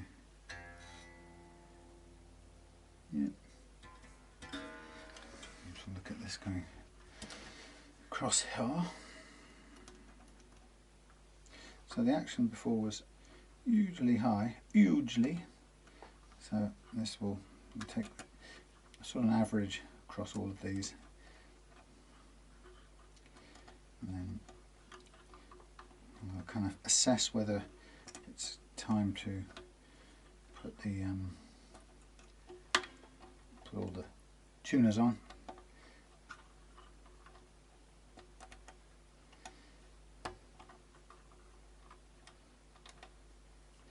I think the big problem here is going to be the state of the fret unevenness, and I think Al had said that one of the things a previous luthier did was kind of do some sort of fret leveling, but it didn't look like much. It looked a bit odd, whatever they did. So, but this to me looks like it will need, or sounds. Yeah, it sounds like we're going to need to take some off, which is probably enough there. I'm going to have to be very careful with it. Okay, so now we've got one. Let's put another one on, just to test the high G string, and I could put any old thing on there, just align. I just want to see the alignment really. We'll never know, unfortunately, what happened to the rear of this headstock, why it got scalloped out. I'm going to use a G here, which is not the best idea, but I want to get a sense of the action height that we need. Yeah, we will never know, unfortunately, what caused that scalloping.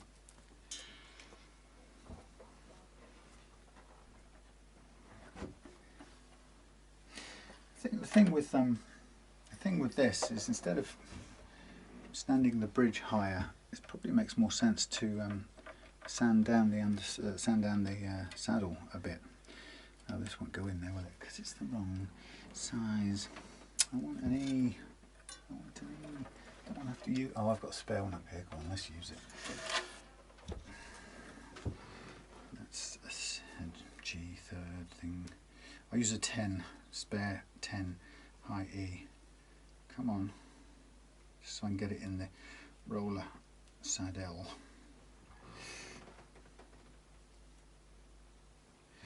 Yeah, and they will have. I would, rather than put, well, I don't know why there've been so many holes banged into here, but I suspect it's because people have tried several times to get it right and had another go, and it's been off centre. This position now looks pretty good. You know, there wasn't any real issue with the alignment on this last version, but I mean, the reason I took it down a little bit rather than you know, take the whole lot out in one go is I kind of wanted to see whether the underlying wood was good enough, even with the holes in it. I think it should be by the looks of it. So that saves us kind of routing out and putting a whole new block in. Of course, the thing about the Floyd Rose is that its base plate would stand somewhat proud. That's perfectly aligned. That's really good. Well positioned. That's good. Yeah, the Floyd Rose would have stood aligned, proud of the deck.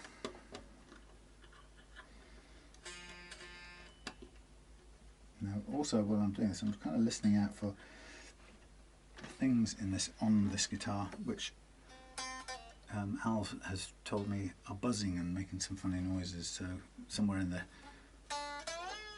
neck, or in maybe the truss rod, we don't know.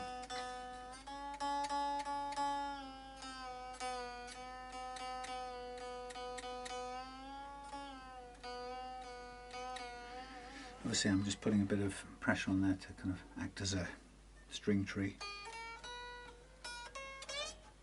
See, that's what we've got to overcome. That. Right.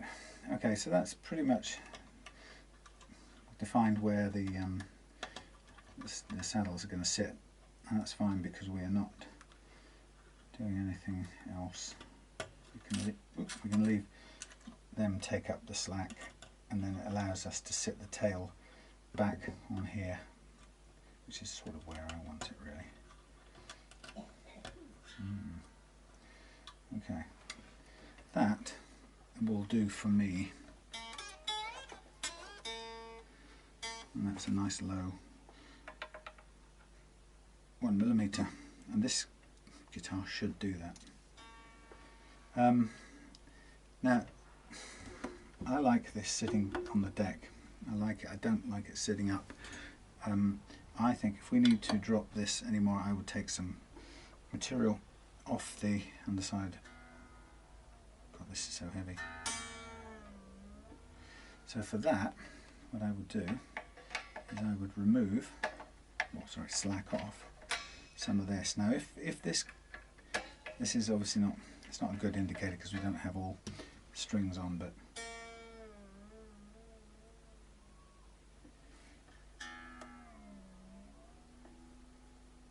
that's what I like about the fact that it's bang against the deck now.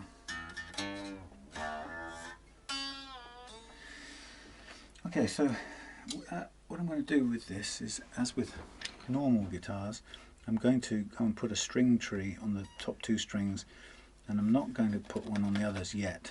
So I think I will do a Tusk string tree. This guitar is good enough to deserve one of these.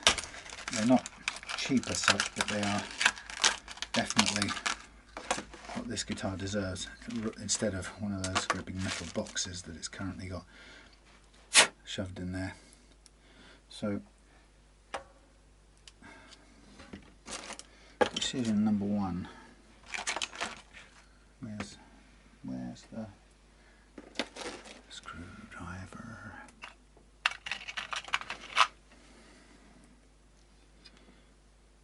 So hopefully this will line up, same thing. See if it comfortably lines up. Drop that in there. Yep. Okay. Looking at this, that's fairly high. What do we want to do? Do we want to drop a millimetre? Do we want to drop a millimetre out of this pocket? If we do, we wait till Router Tuesday for that. That's a little high for my liking. It wouldn't be a problem, it would play. I mean, a router at a very slight routing millimetres routing out of here wouldn't be that difficult to do, although we'd need to set up a template. It'd be slightly different from their template, so they've got a kind of thing at the back of the supporting the back of the heel. It's interesting why they do that. It creates a gap, whereas most Strats go straight into the reciprocal curve. This doesn't, it sits on a little bump.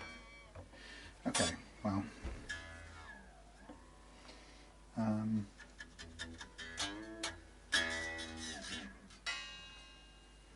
now where do we run out?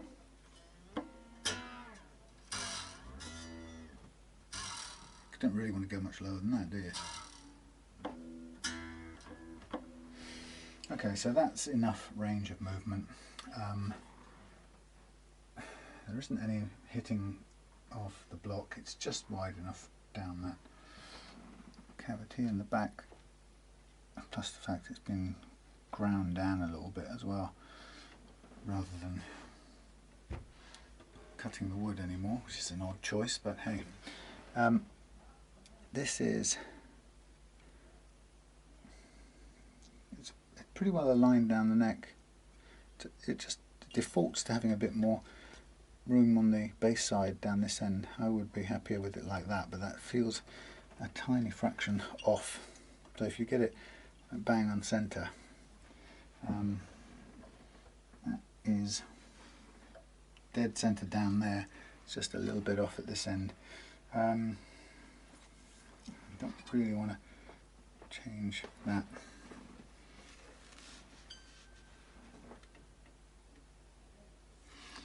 No, I think we'd have to live with that. It's a spacing of the strings on the nut. We really could do with it just kicking off to one side there like that. And we could glue it down there. Just leaves a little recess at this end, which looks a tiny bit less tidy. We've got this the strings coming off the back here, and there's little dents cut out. And actually, I don't think that causes any problems. I don't think we need to adjust that. I mean, we could file that down to just under the angle that any of these strings come back at. I don't think we need the extreme angle that the previous person had put in this thing, so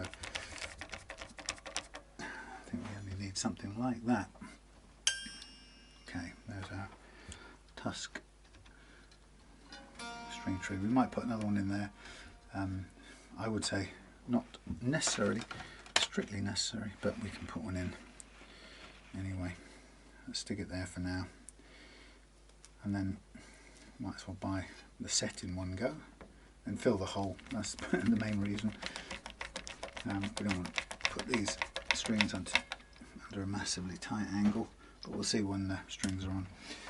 Okay, I'm going to dismount these, so we could now go with that, and then we are then into getting the fret leveling right.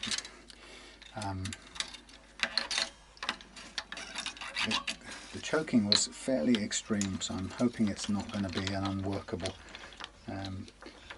But I have to just bear in mind that when something chokes like that, it actually doesn't really mean it's that. The frets are that high.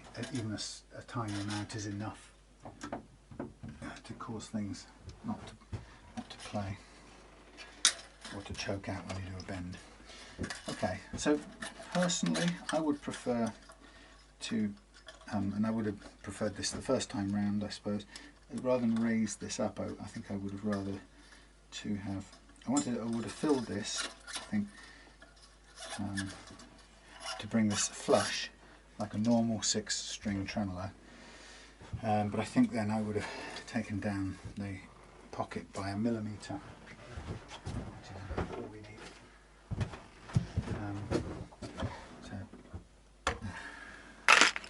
So far I'm encouraged. There's no reason things shouldn't play well.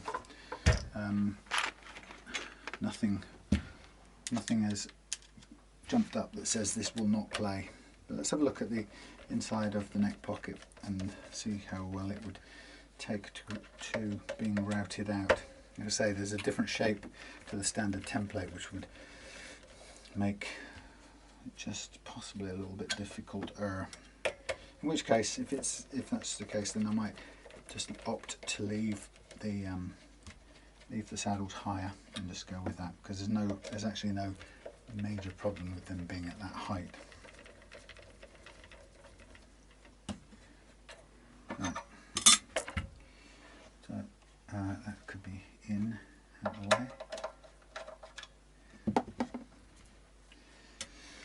Okay, so nice and flat. That's all bit of a bulge there where it's kind of worn out or pulled out the wood of the heel a little bit. So yeah, see, we can't route this out because we've got to take the thingy into consideration, tilt adjuster, and we probably could go down about a millimetre, but who knows if it's even. Doesn't even feel that flat actually.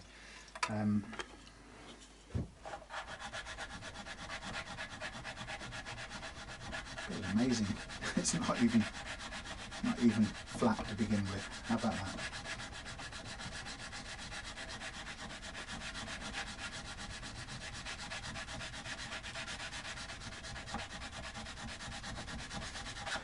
Well, we could certainly take probably 1/2 mil off in flattening and smoothing this down, because it's very rough and shaggy.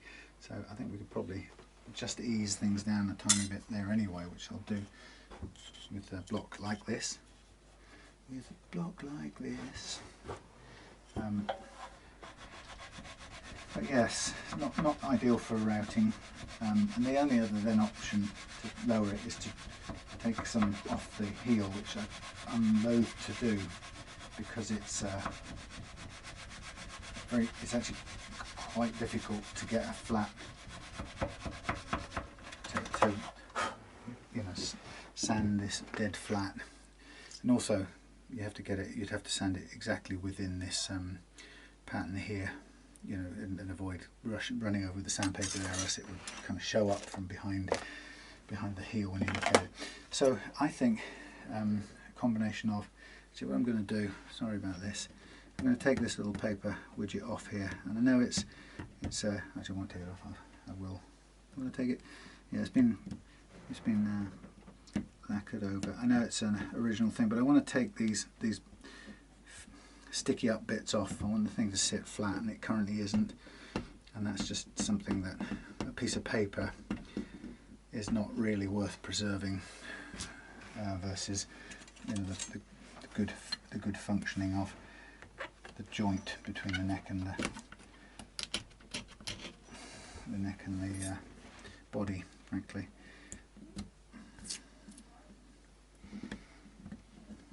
I could just sand from here, which I'd probably be better off doing. Just trying to get these sticking up bits off more than anything. Make sure it's no longer proud of the surface.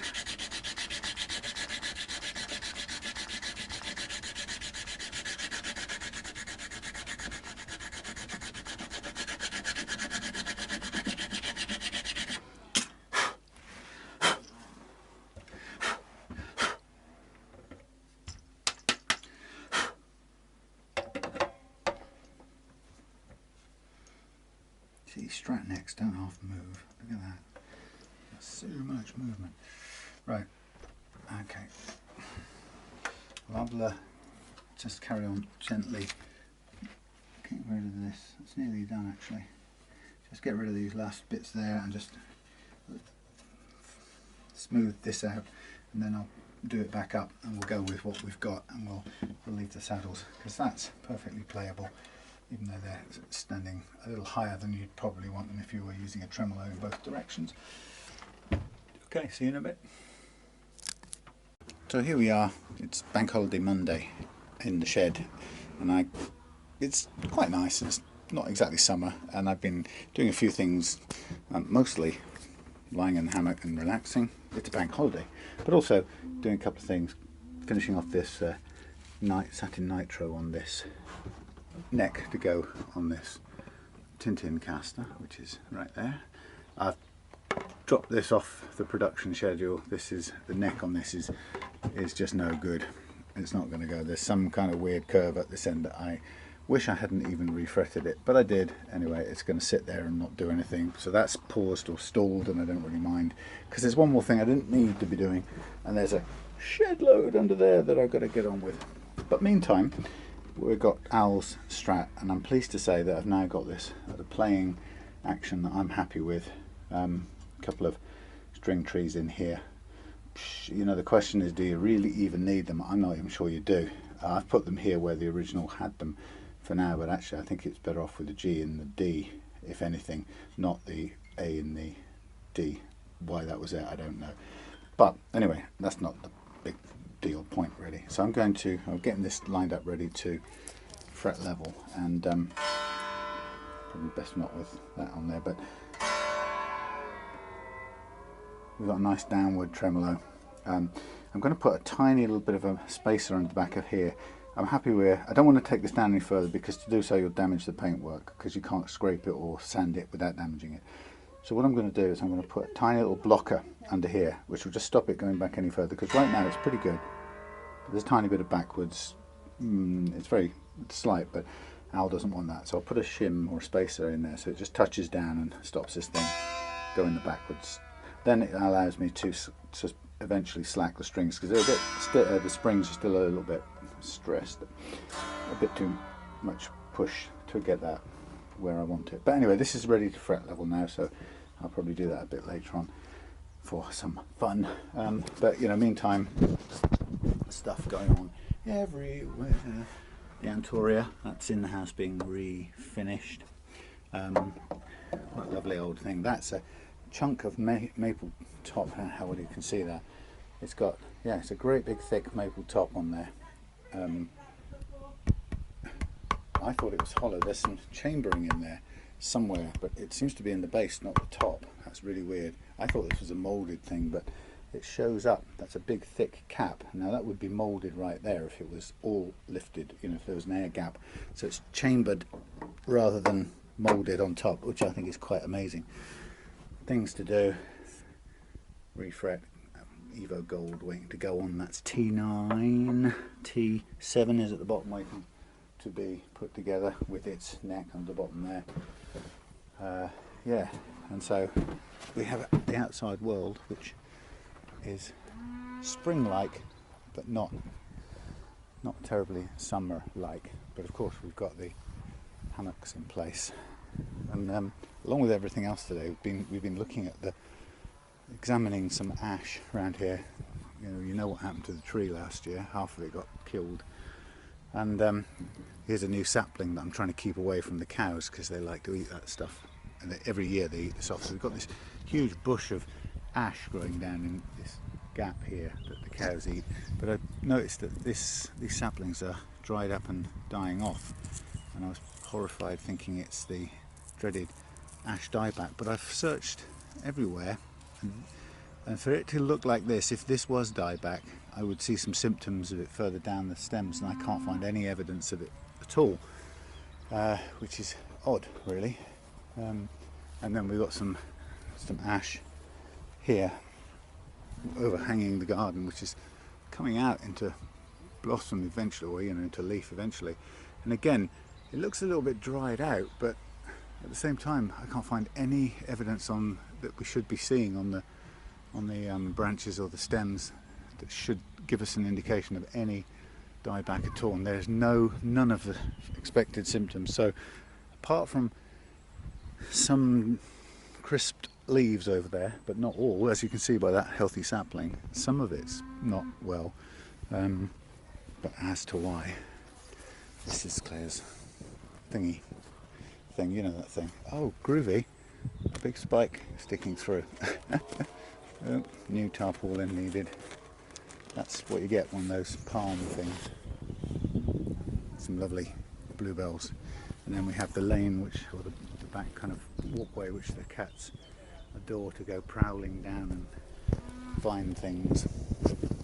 And our neighbour cows. Now the thing is, they're either going to build 20 new houses in this field here, which would be horrible for us, or they propose to build it right down there, directly overlooking where you see the hill stretching up and that huge ancient old oak tree. They're proposing to put them that side, on a patch of land that side of the oak tree, which I have to say I'm thrilled to bits that if they do, at least they're preserving that what they call vintage oak, which is unusual for them to be so considerate of the trees around here. And it's a horrible situation because we're in that sort of, sorry, microphone wind, we're in that NIMBY-ish thing, you know, where, to be honest, would I like it built right there? Well, some logic says they should, because there's a road access up there, but equally there's a road access there. And then the argument is that neither is really brilliant for this village, since there's only one tiny school, no shops, no doctors, one tiny pub way up there, and no other amenities at all. And worse yet, no transport, absolutely no transport. So anyone who comes to live here has to be able to drive to the town. So, you know, arguably it's not a good place to build new estates anyway. But, you know, ours came from that sort of initiative, so we're in housing association, and I have to say, for all its, you know, all the things people think about it, it is a reasonable fair rent. They look after the properties, and we have a relatively trouble-free life. But we are lucky enough to live with this on our doorstep. If we looked out onto here on another 20 odd houses with kids screaming around with bikes and ball games, I don't think I'd be quite so sanguine about it. But the missus hoovering up spiders, not very environmentally sound. But anyway, so I just thought I'd bore you with a little bit of the reloved day-to-day stuff. I'm still waiting for that sunny, warm day in spring where we guaranteed 2 or 3 days warm, where I can get all this stuff out of the shed and sort it all through. But it just isn't happening. As you can see, as you can see, it is constantly wintry still.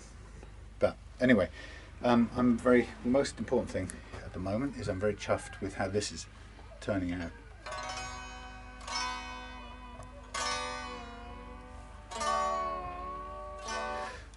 So this is going to play really nice action at the moment. I flattened the neck off a little bit, but it's going to play beautifully well. But it has got some really seriously choked off frets here.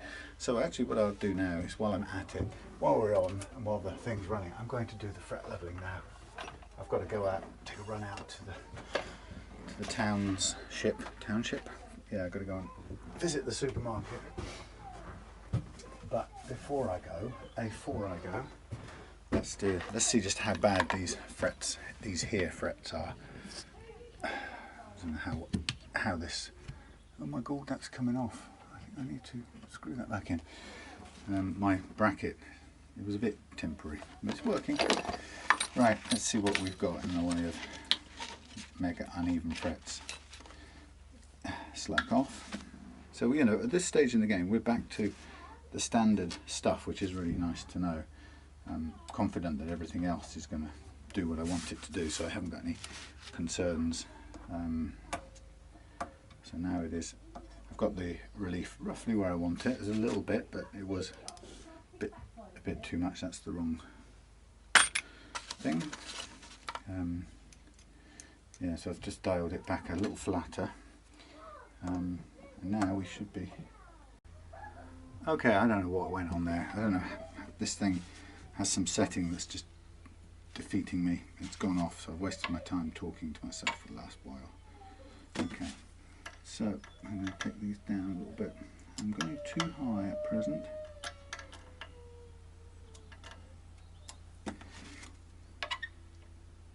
Two and a bit.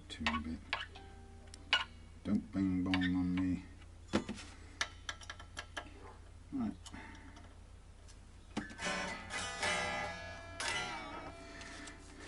Okay.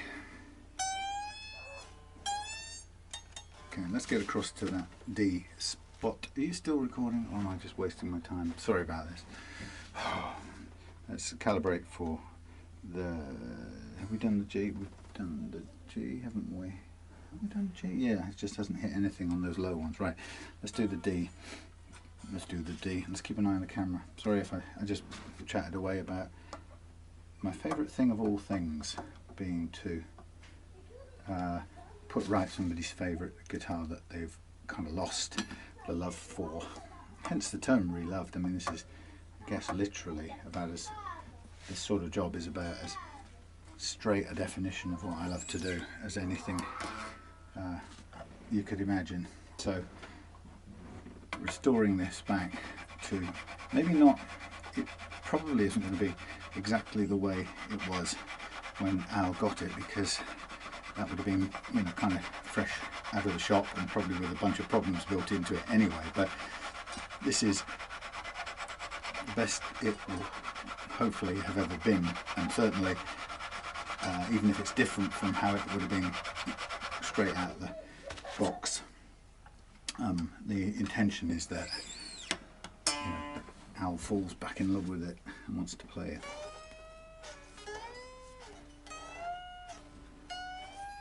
Yes. Wow. Okay. Now,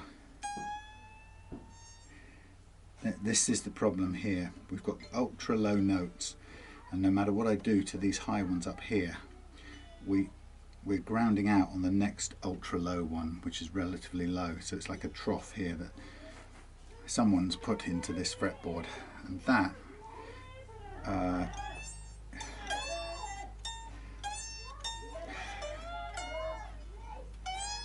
see, it's in, if I were to put a sticker on it, it's 12, 13, 14, 15, 16 are all the low frets in this little section here. So anything from 12 will play, 13 starting to bind, 14 choking, 15, 16, 17, and now it will play.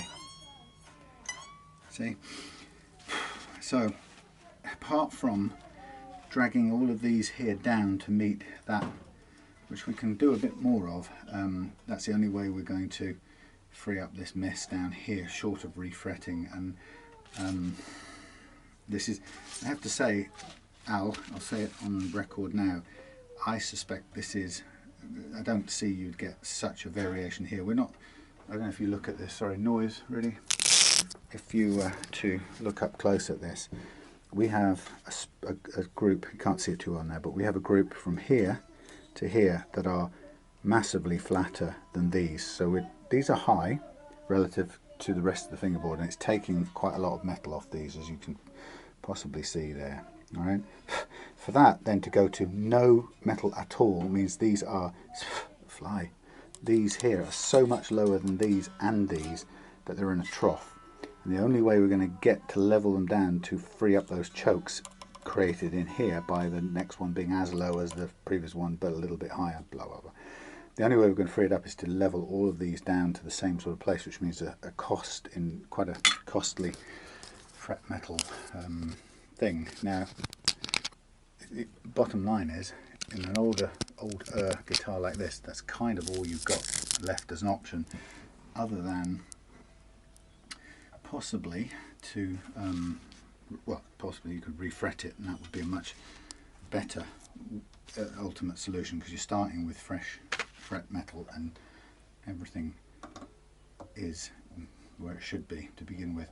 The problem is I can't see a corresponding dip in the fingerboard here. It doesn't look to me like there's a trough that should be, you know, taking these frets down. It looks to me like they've been taken down in the past by somebody, and the result is a guitar that's unbendable at this action right up there at the moment.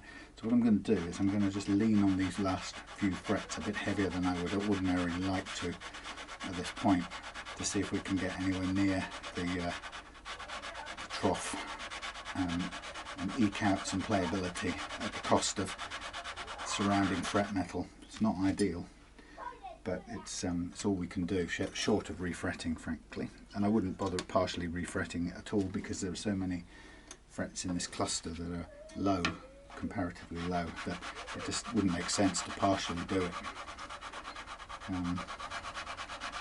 Sorry to say, but you know, and like I say, it's a heavy-handed, looks to me like a heavy-handed, very heavy-handed previous attempt to do some fret leveling up here, maybe create some fall away or something, but they haven't, because these are relatively high, or pretty high, so it's not even a sort of conventional fall away that you could say someone's tried to put in here to cure what they think is a, you know, congested set of frets. But so I'm sorry about that, because I'll do what I can to make it play. I mean, action wise and everything, it's going to play beautifully. I just need you to be able to have big bends. That's the one I'm chasing right here. So I'm aiming to work down on these upper frets a bit more heavily than anywhere else to try and sort out this problem. Now let's have a little play, and I think we're going to have to leave it like that if we can't get the full bends out of it right now. I mean, of course you can ultimately go higher, but that's defeating the object. So, a little buzz there. Right, let's just try.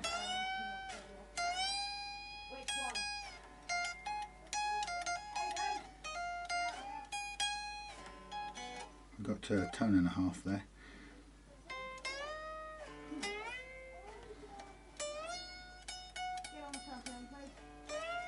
That's not bad.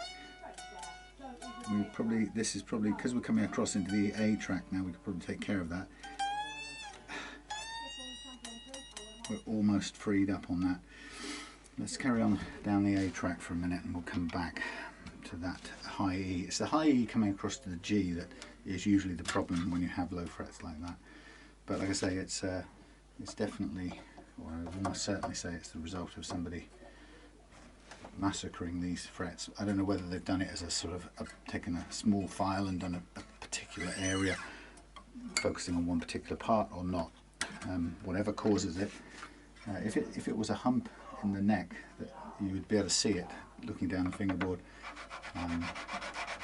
So it isn't, and therefore it suggests to me somehow it's been over leveled in a particular spot, and that might have cured a problem, a localized problem, but it's created an overall problem, unfortunately. I think sometimes that's what happens when people solve a local problem and just create another, this cluster here. Yeah, you solve maybe a relative high one there, or even that it's, I mean, who knows what's happened to this guitar with the headstock, been dropped. It may have chipped the frets, somebody may have polished those out or tried to sand those out so that it gets rid of the problem.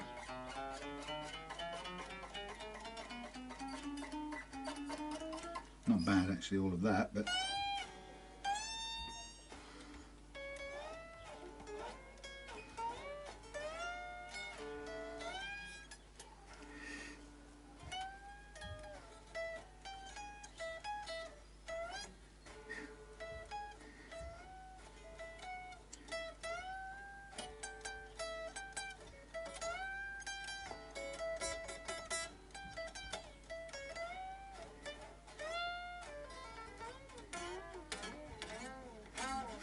close. Let's just do this E track and then I'll go back over it one more time, and then we'll call it as good as it's going to be given the circumstances. That's the way it is. Some things never change. Bruce Hornsby in the Range from sometime in the 1980s, back in the 80s, when Uncle Rico could throw a pigskin a quarter of a mile over the hill or something. Anyone remember Napoleon Dynamite?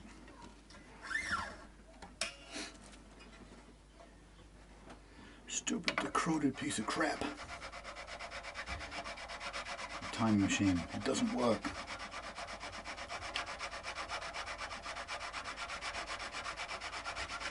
Okay.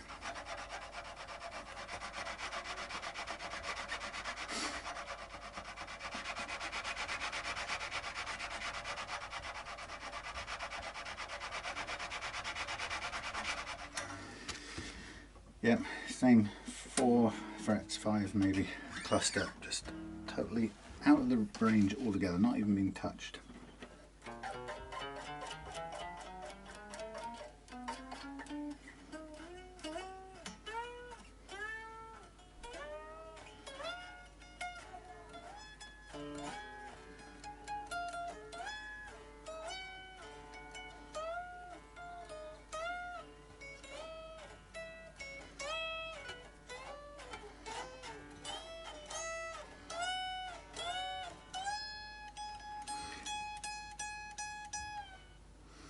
It's over into the G track. I'm going to do the G track, no, I'm going to do the B track and the G track one more time. And a little bit on the B for that last note and a bit more on the G, and then that's it. That's your lot. I don't want to take any more fret metal in pursuit of, you know, basically some trench that's been dug in the past by careless work, probably. I don't see it coming out of the factory like that. It's very unlikely. It's quite extreme, that's why. On a guitar like this you should be able to get big bends in this department without choking out. It's a 9.5, but it's not exactly a 7.25 vintage piece of kit. I'm just really focusing on that last fret now. Get that. These are hit on heavily, these last 3. I mean, fine, that's that bit done. Let's get the G done now. This is now the last chance at freeing up those bends at the action that we want, of course. Now this is I would say for a 9.5 radius, this is still an ultra low playing action. Okay, 1.2 on the high E and 1.5 on the low E is what I would be aiming for on any Les Paul. Or it's the standard one I go to. So to get it on a 9.5 Strat is pretty good. So I'm kind of not exaggerating, but it's not the end of the world to go up a very tiny fraction, but you know, I want this thing to play within a good range of nice low action. Okay, now we're looking for the bends up here.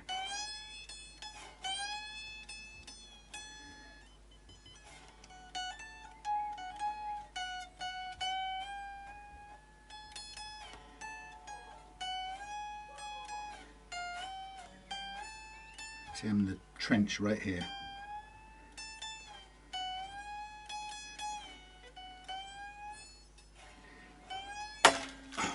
Great. Obviously, not used to playing this game. Did that break over? Where did it break? That broke in the middle. How about that?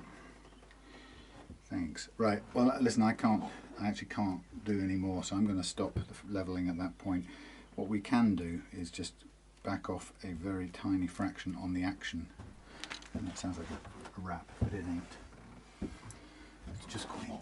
Right. So I think that's cool for now. Let's back off. We're all done, and now it's a matter of sanding these things out, maybe repositioning a couple of these or one of these string trees that we don't need where it is, possibly. Anyway, that we've done quite a bit of bending on that high E string, even though it's a replacement. But it's done its job, so I'm fine with that. Okay, so let's put that off to one side. Let's chop these down to size and get rid of them.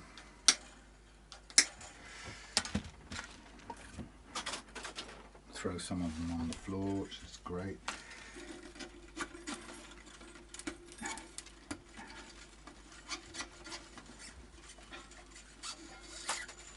And some more on the floor. How bleeding annoying can you get?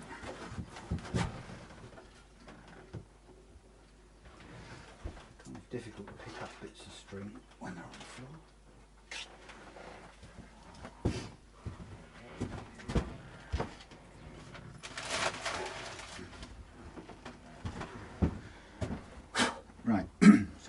just a quick thing. Let's get the re-profiling bit done, and then after that it's going to be a case of taking it apart again, giving it its clean up,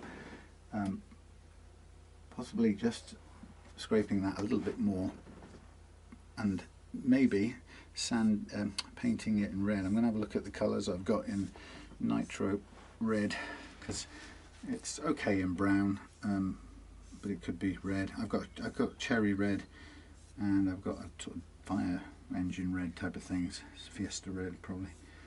So I can make a sort of candy apple mix possibly, if it's better to be coloured than not. So we're going to go medium gauge here. Let's have a look. Okay. Give me some overhead lighting. Is that working or is that conked? That's conked. Oh, that's on. Right. Okay.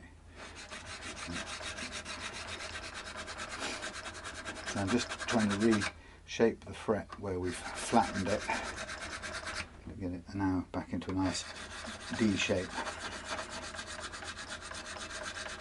arch shaped profile, so it hasn't got great big flat spots on it. I'll tell you what, when I took the frets off my Antoria yesterday, they were flat, seriously flat.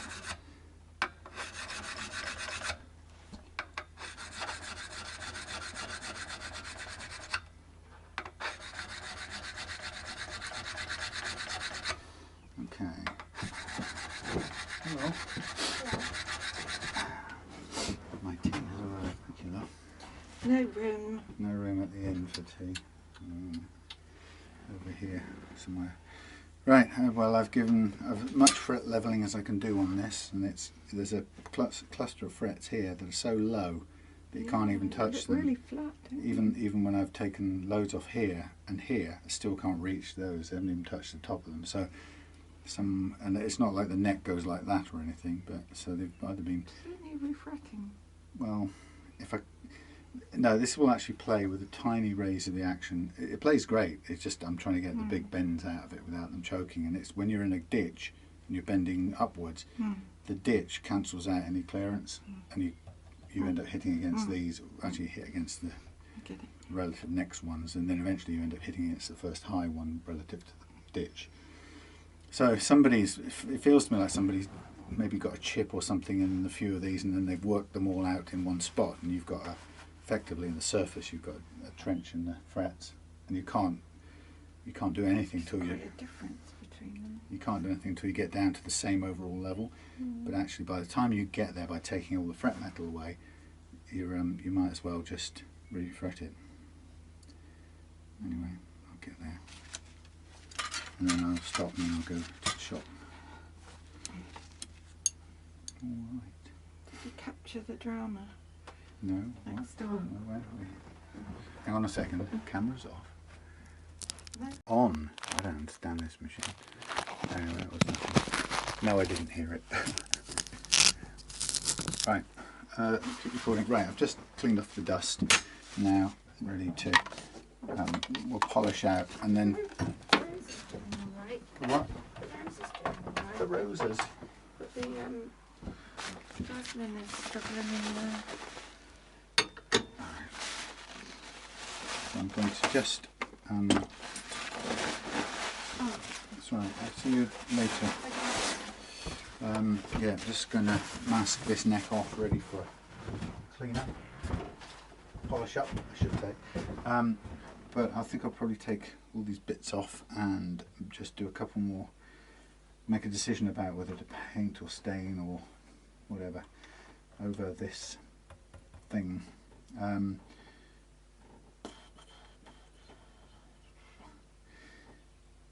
We're having to raise these saddles fairly high to get to this, and that would be cured by raising this higher, but then you'd have a bigger tip back on the backward swing, which we don't want. The nice thing about starting with a flush tremolo is that it sits on the base of the body and doesn't go any further back, and that's what that's what I'm aiming for.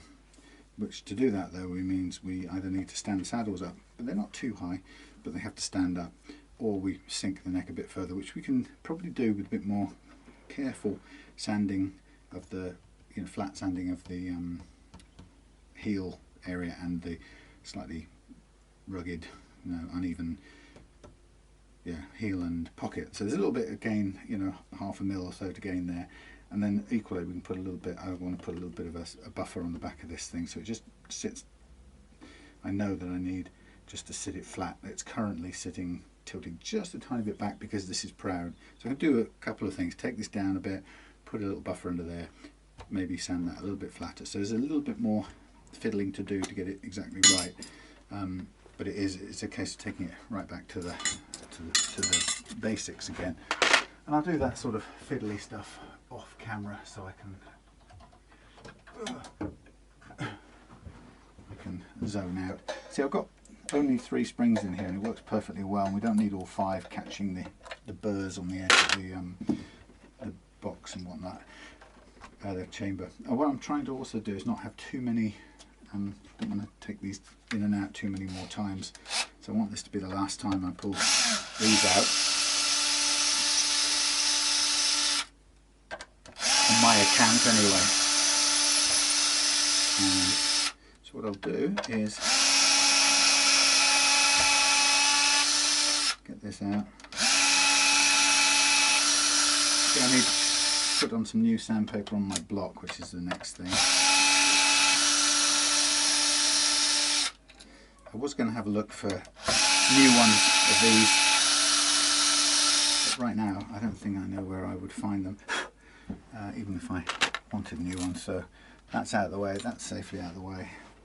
I say a little bit more backwards working this, slow and sure, and you know, again doing it so you just very difficult to do it without at some point touching the thingy, the paint. I was thinking too about replacing this with a flat plate, but since we don't need any upward tilt at this point, in fact the opposite really,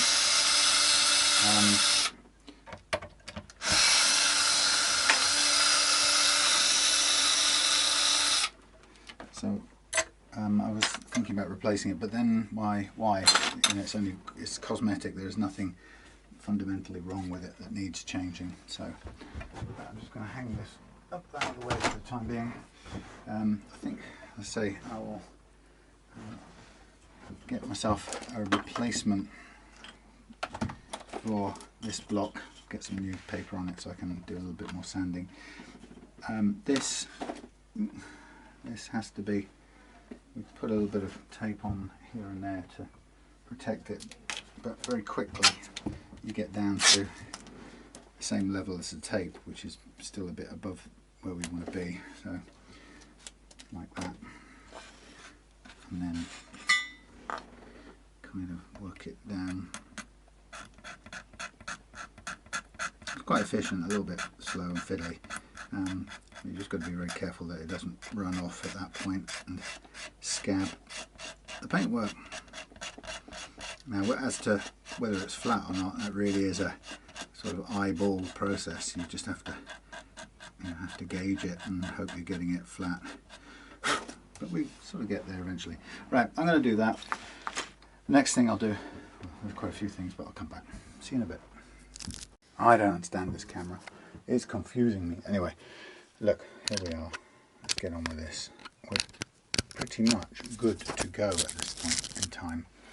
We have the frets polished out. Everything is nice and leveled and shiny. What I have got here is I've got this string tree that I don't think belongs there. I think somebody's put one in incorrectly, so I think we're going to replace that into the correct position, which would be the thingy and the thingy, the G and the D, not the D and the A, because the D and the A have enough downward angle to take care of themselves. So I'm just going to put these tuners back on, tighten them up so we're ready to go, because we're really ready to refit the pick guard and get the get things wired up and get the new strings on. I think we're pretty good, and then we're going to see how the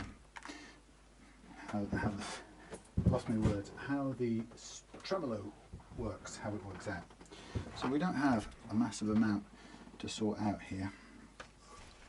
We do need to get hold of these and put a little bit of, I suppose we need the soldering iron, put that on there. Let's hope it works, it doesn't go into system error. Oh, down, up, down, who knows, it's not very good. Okay, so we have the output here. I'm going to just chop these and give them a bit of fresh tinned wire to work with. Go onto the jack socket over there. Get a clean start. We've got enough room. And then we'll need solder sucker, solder tip cleaner thing. Put that one off now. Right, so that's heated up and ready to go, so a bit of wire off here. So that's pretty much this thing almost done. I suppose I made it sound worse than it was at the beginning. I wasn't really sure what was wrong with it. It suffered from, you know, what looks to be a badly mauled set of frets at the top end there, which caused a pretty significant low cluster of low frets, which then messes up the action from there on, and it basically means you just can't get the thing to play properly. You certainly can't get a low action, and even if you do get a low action, you can't get any bends out of it, so it's an absolute pain. So what we have here is levelled. We've got the thing realigned so that the whole business realigned so that it fits together better. Although we know it was raised up because it was previously a Floyd Rose tremolo, and you need the extra height for this geometry of the neck. You know, it's obviously routed differently than if it had been routed for a hardtail, but even still, we don't have to have it as high up as it was. Well, it was several times too high, but anyway, so I brought it down and sort of sanded the neck pocket a bit to bring that down too, so together they equal a more familiar type of configuration for a Strat. So just what we've got, let's put that here. The electrics were good as far as I could see.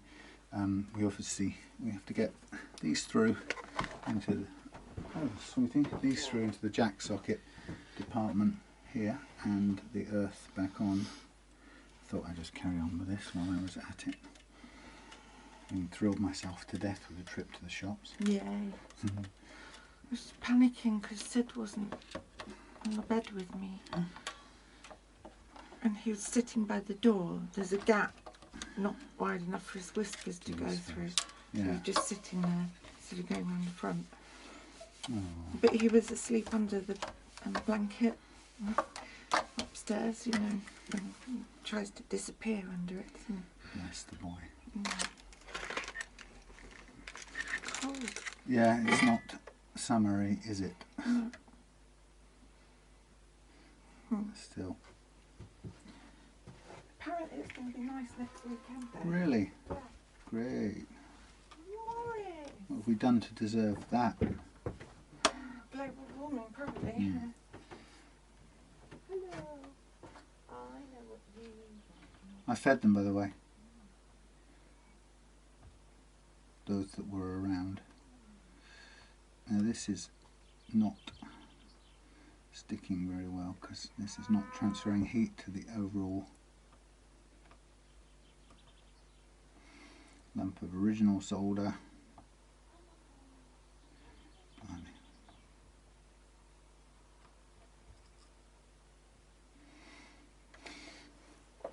Still not good. Let's get the pliers. I'm going to need to move some of these guitar bodies because they are right enough in my way.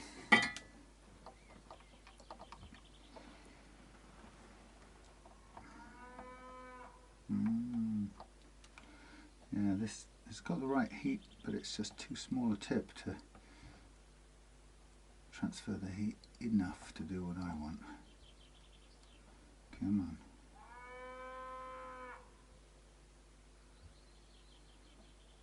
Jurassic Park, not cows really.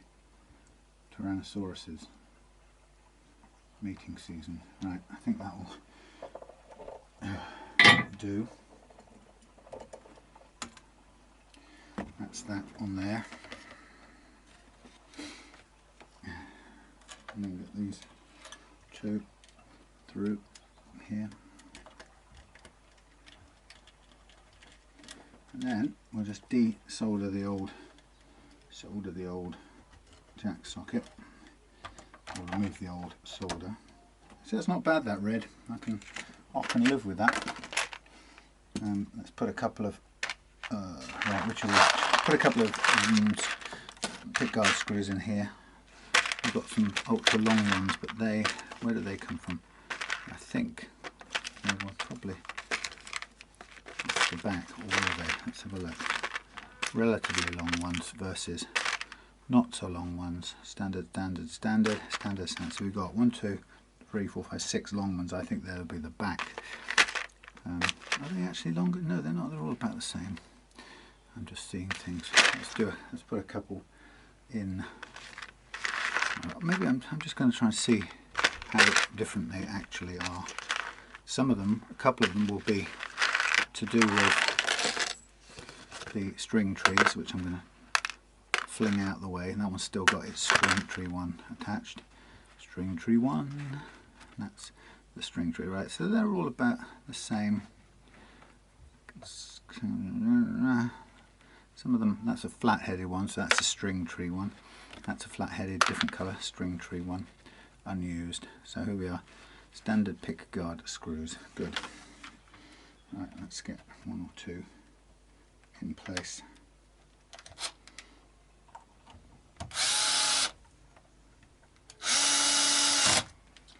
One, two, and what's this? What's that sitting on? Is that actually touching on something in here? No. Aha, yes.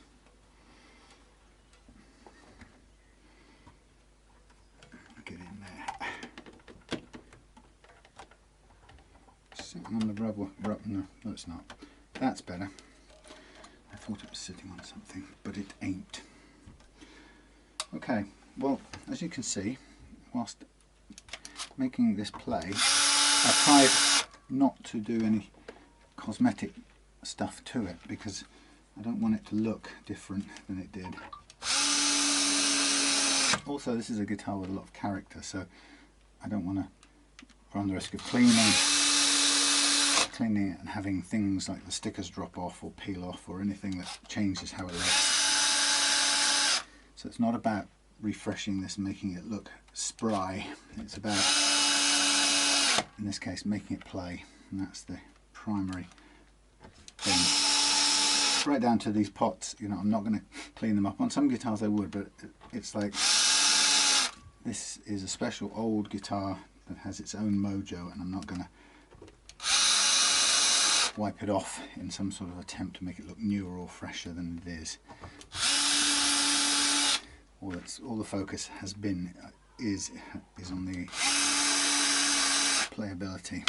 Okay, so here we have our bits and pieces. Let's hang this up for a second.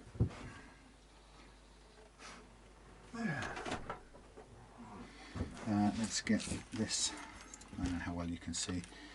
I'm actually not in my granddad glasses mode at the moment, which is unusual when doing soldering, but that's primarily because I'm on the easy leg of things at the moment. There's nothing overly complex about reattaching these things. Let me if only you could transfer heat into them adequately. Right, note to self, next bit of money I am going to buy me a decent grippy thing for holding work.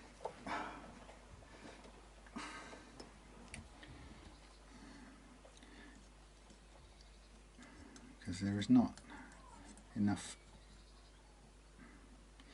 you can't hold it firmly enough to get it to transfer enough heat to do the thing, unless you put it on the floor or something. Darn it.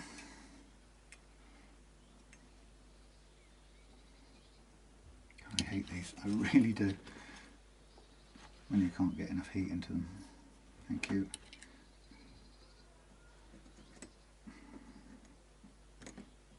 Still, it's not even doing it. Come on. Thank you.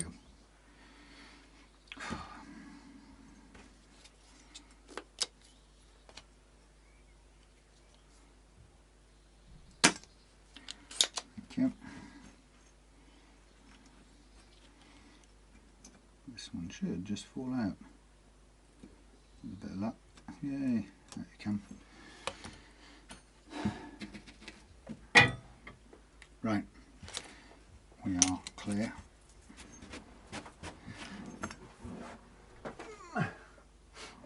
Yeah, I think we'll replace the, what do we call it, the string tree. I don't think it, well, we'll put it in the new place. I don't think it belonged where it had been put, to be honest. So we have hot to the hot, which is going to be here.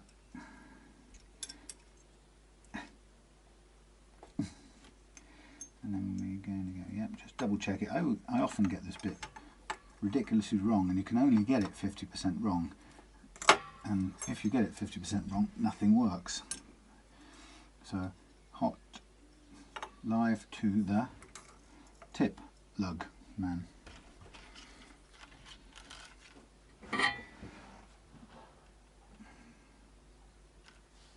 Live to the tip.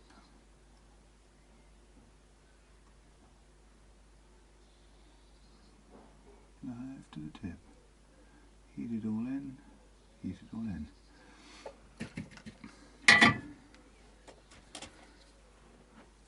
Remove the excess. That looks good. And double check just to be sane. Yep.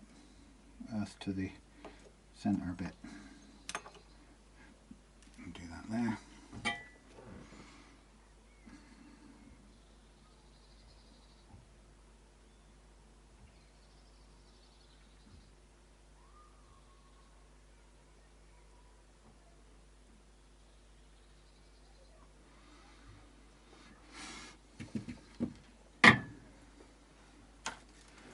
That, ladies and gentlemen, should indeed be the end of the required wiring.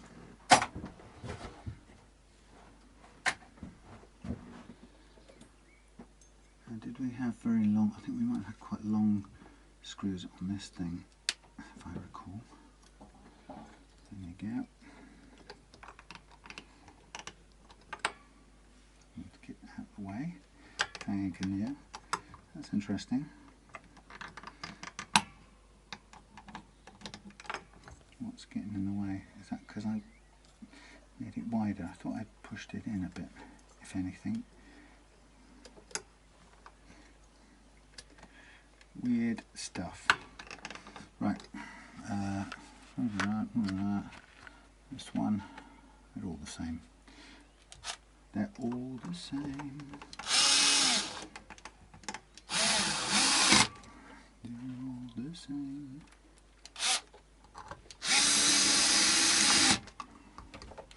Quick test.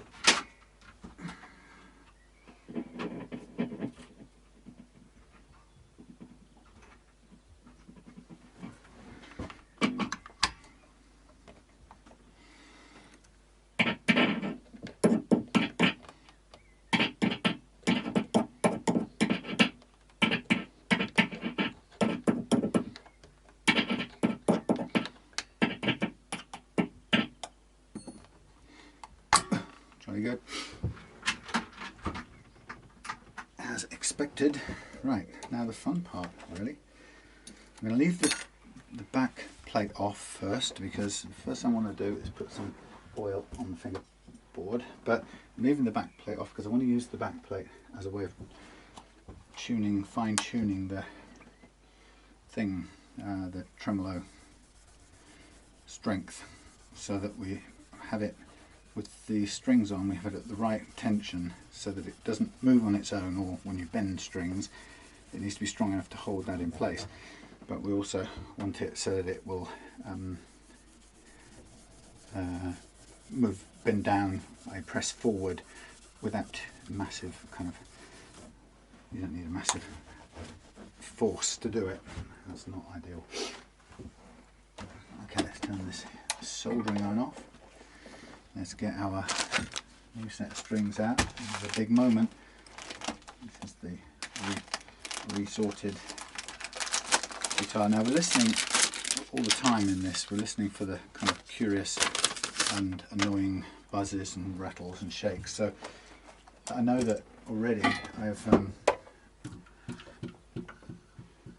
basically,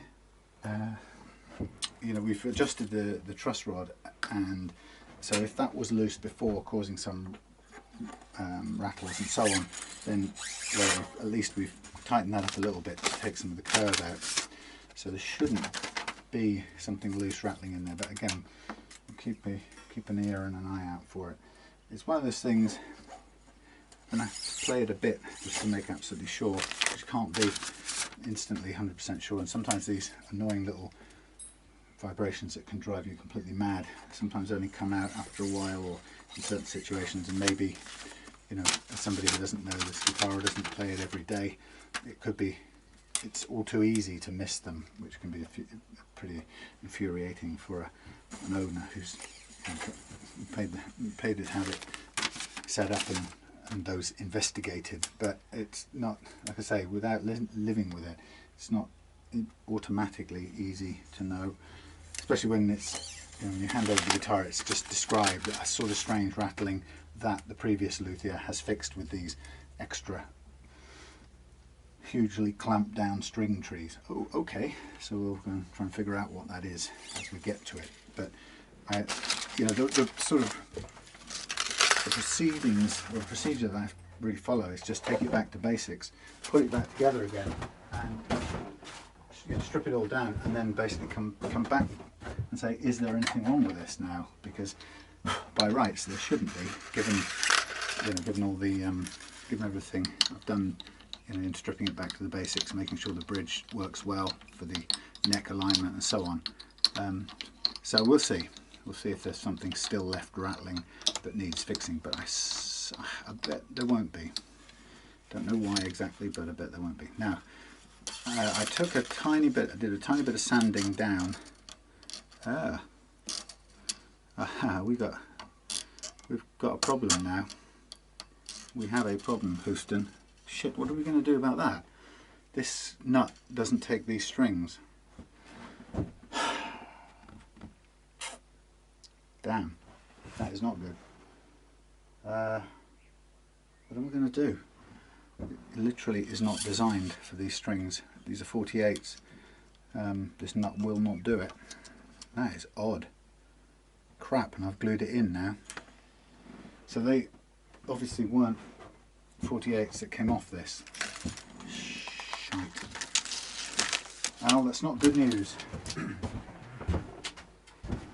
And frankly, I don't have a means to widen this. A nut file is not going to widen this. Wow, now that is completely unexpected. We would have to go back a gauge of strings to make this work. So we're going 10 40 somethings. I don't even have 10s. Can you believe this?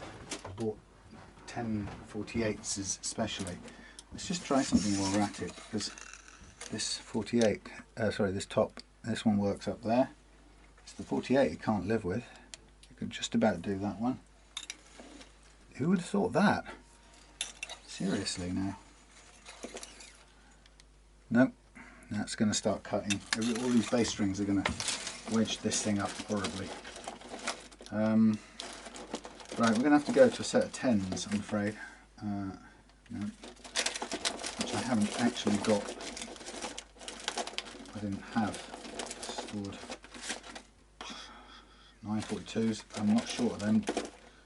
Gosh darn it. What are these? Jumbo acoustics.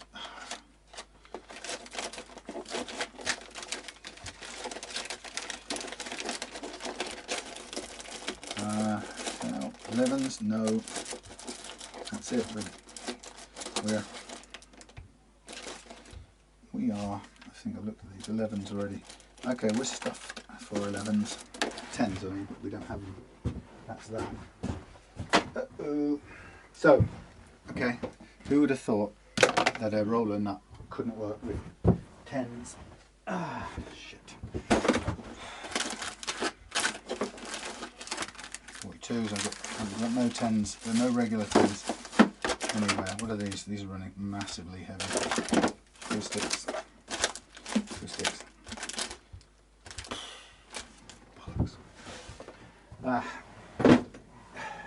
Right, that's a wasted set of strings as well. Ow. That's not good. That is hard to believe. I mean, the thing is, that would work if it was a wider gap, but it isn't, and I haven't really got a device to make it wider. Not that I want to crack into that. It doesn't need... Let me just see if it'll go under this thing, because it doesn't actually need that gap. Will you go under, please? And it won't even go between that thing and the top. Look at that. What a stupid design. It doesn't even need the gap, technically speaking. It just needs the string to go over the roller. But it's decided that it's got a limit to how wide it can be for its own logic. And short of sandpapering that, and then I don't want to run the risk of damaging the the roller or anything like that. So that's it. We cannot use this with that. Bloody hell! Unless it was wider. What have we got? I mean, there's only one way we're going to gently eke that wider. I haven't really got much choice at this point in time. We're either going to have to go down to a gauge of strings that Al doesn't particularly want, or he's going to, I just wonder if I can actually increase this width. Let's have a look what we've got here. We've got to get to, this is, I don't know how well this will cut this. If that's stainless steel, this probably won't stand a chance. Okay, so 1.2 mils, which translates to, no, that's wrong. 0.0, okay, it does translate to 0.004. We don't know what fraction of that is. Duh. Actually, it's pretty much spot on. I wonder if I can persuade it. Yeah, it cuts. It's doing something.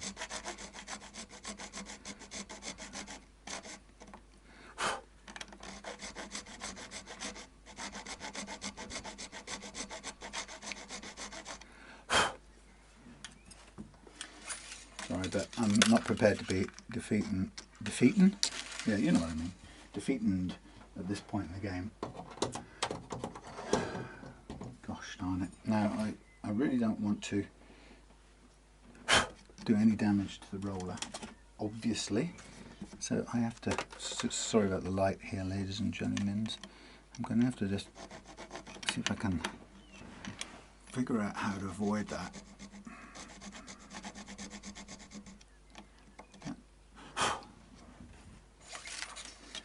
Going to do the thing for us. I think that's about right. Let's try it.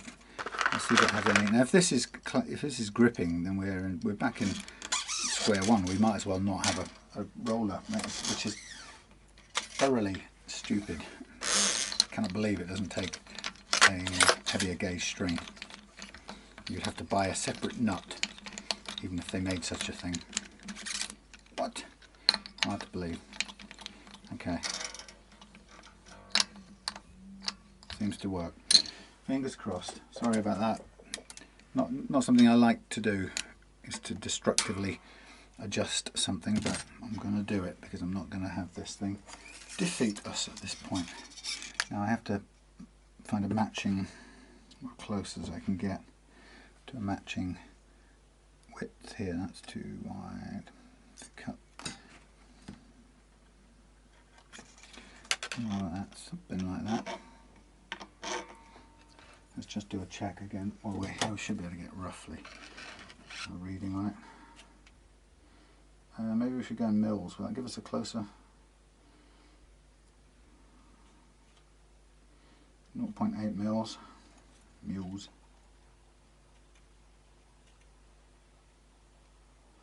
One. Just a little bit more. Give me a 0.8. Anything with 0.8? 0.7. Probably this is a better. We might just get there.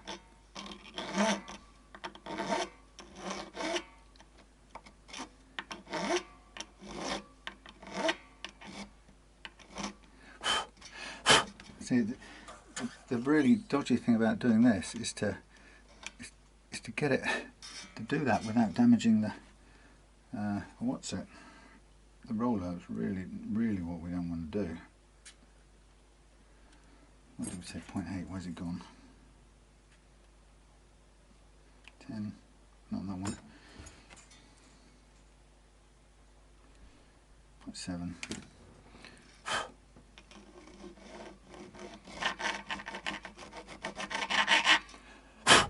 I believe that's there. Yep. Give it a bit of smoothing off with the spare bit of string.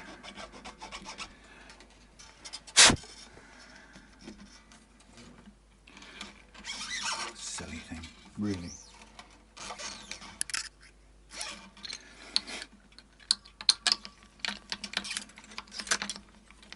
Sorry about this. I know the light won't be very good for all of this, but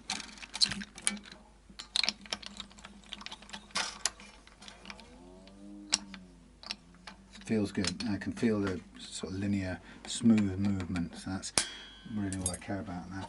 Let's just see if we've got a similar problem here. Yeah, just slightly. Okay, we'll do it one more time. I think the G upwards is going to be fine. 0.6. 0.6. Thankfully these bass things come in handy. 0.6. 0.7. 0.6. Okay. Is that the thinnest one we've got out of all of them?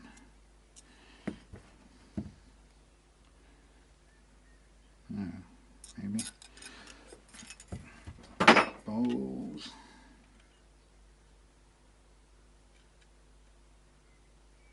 That's the one. This is the one we want.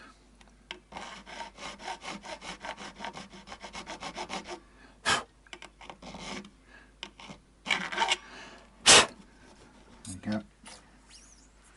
Live with it. What a dopey arrangement, really. Can't believe it. The width of the thing is only there to basically stabilise the string so it doesn't roll, go from side to side. And it's got to accommodate more than just 1 or 2 gauges of string. That's a bit of a design oversight. But anyway, if this has any hang-up problem, then the next option we've got is to go to some sandpaper and just try and, gently widen it out. But I think these plain strings fit okay, thankfully. This is great. I'm not entirely sure why the geometry of this neck. Oh, I am sure why. Yeah, the reason why this needs more of a string tree than a standard Strat would, because you can just about get away with it on a standard Strat even without one. But the reason this is that it doesn't drop down as far, so the headstock isn't as far below the level of the fingerboard, because it was designed to be locked in place with a locking nut. So it's a completely different shape when you compare them side by side to another Strat. Hence the need, because the posts now stick up too high, you do need string trees on this. It originally also had a cross, single string tensioner, which would work which has been taken off and filled, and then kind of a number of different string trees added, as you saw earlier on. But hopefully we don't have to stick with any of those, and we'll go with Tusk as a quality addition to keep this thing nice and in tune when being used with a tremolo. Okay.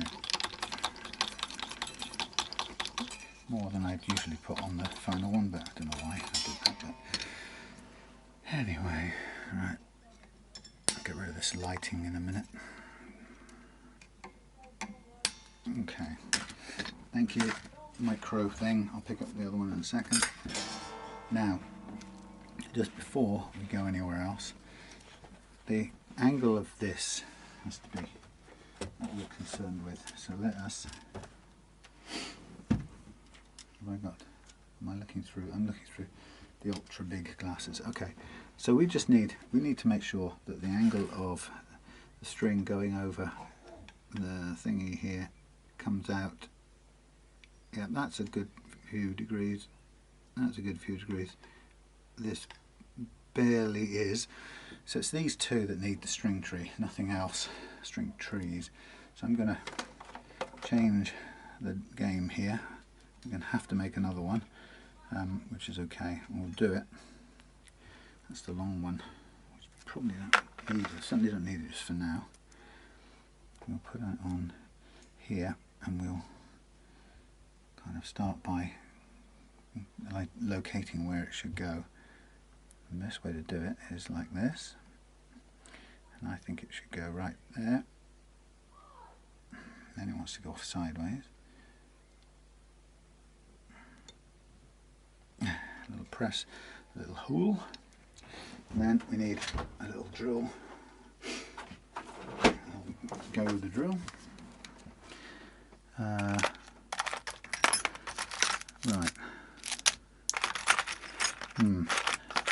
Okay, I think I'll probably just quicker to go to the box of bits. There's one still up on there, which is not quite the one I want. And I'm going to drill a little pilot hole in here. That means we've got another one to fill, ideally. Okay, this isn't plugged in.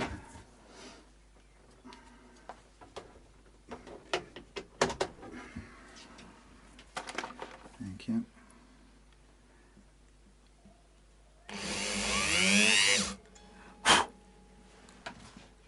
Let's just have a quick double check of this. Yeah.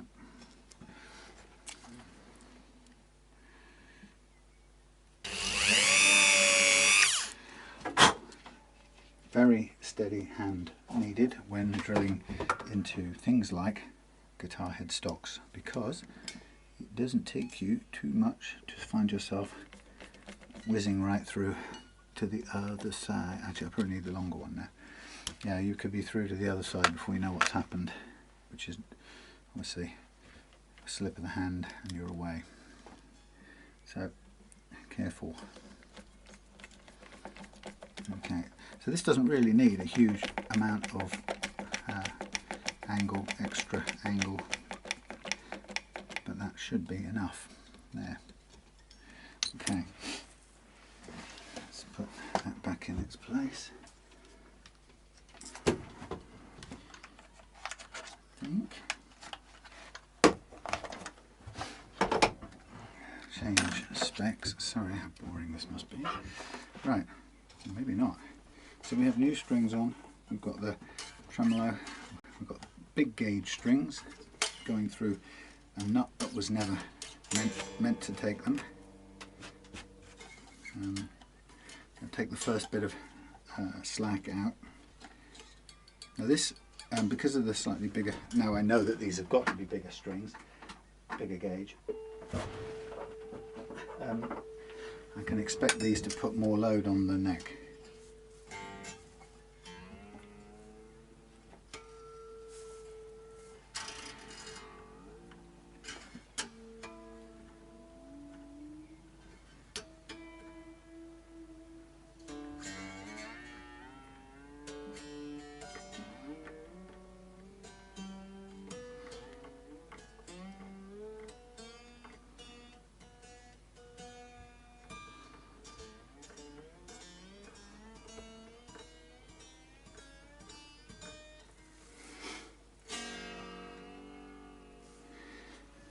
Okay, I'm going to just do a couple of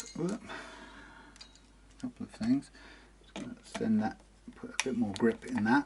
That's fine. Stretch them a bit again. I'm just watching what the tremolo does to see if we need to dial the springs in more.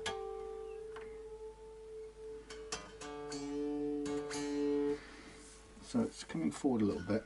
So the first thing I'm going to do is wind it back in. Change to the correct.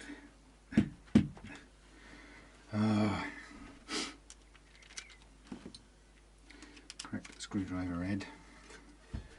And I'm going to fire some more stretch on the springs. I've gone down from 5 to 3 because it doesn't need 5 anyway.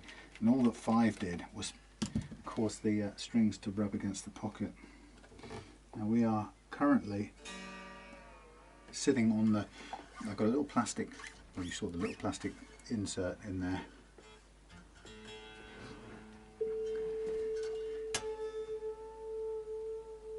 Shim, if you like, on the back of the bridge, and it's now stopping at rest on that, so we'll go from there.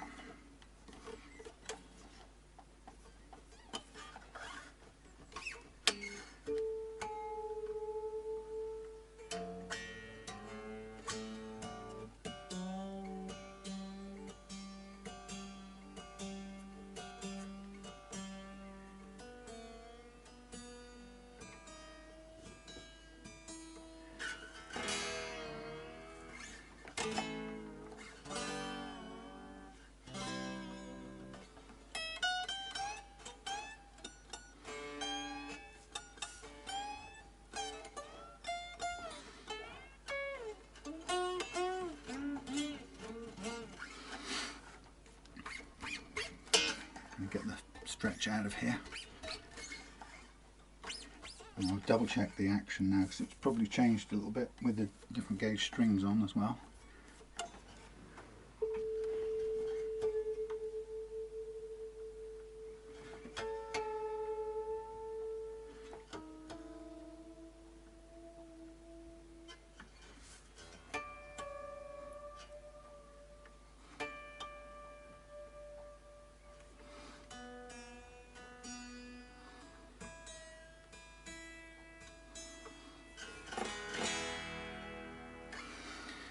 Right, now we'll get back to the action. We've got our Allen keys, one more go if we need them. Okay, so this is tipped up a little bit now, so we have got some downwards to do. Whee! Oh no, wrong way. Downwards.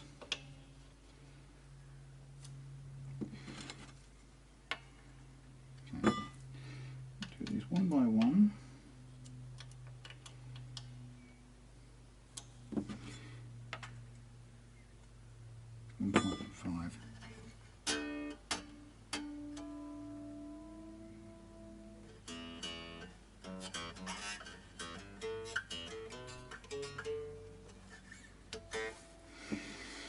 .5. Next one, that's too high.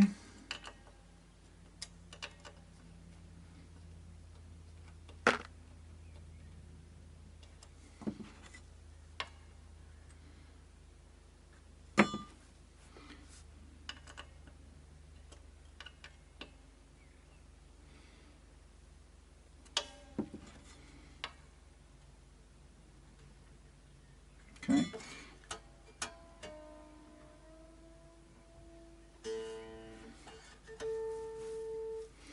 Next one,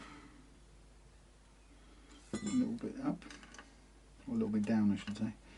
The thing about tremolos is of course they change the action depending on whether you set them to rest. So you have to make sure you set the action finally with the saddle grub screws. Okay, too high. I want sort of 1.25-ish, 1.3, that's about right. A little bit high.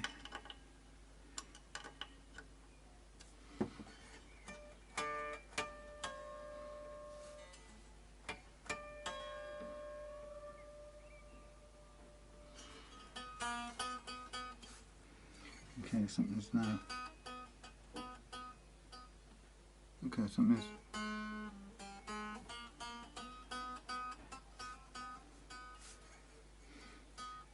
Right, first of all, that's not good. That's hitting the pickup. That's the first thing I can spot.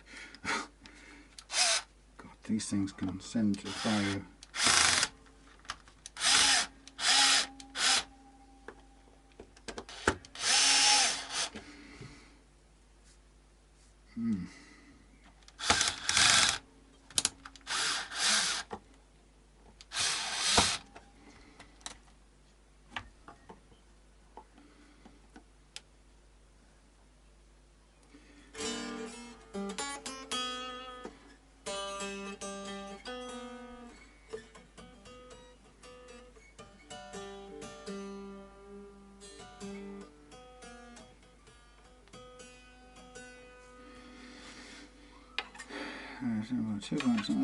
Something about right, a bit high.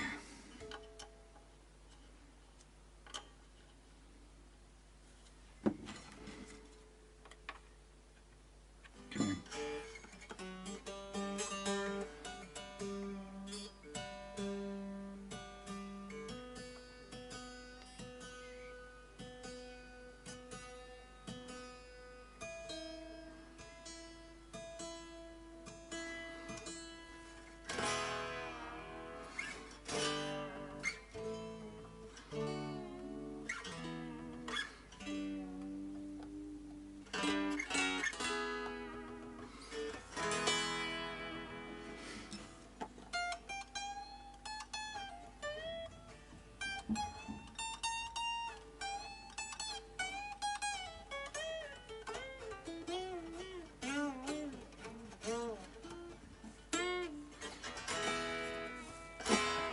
I think we're done.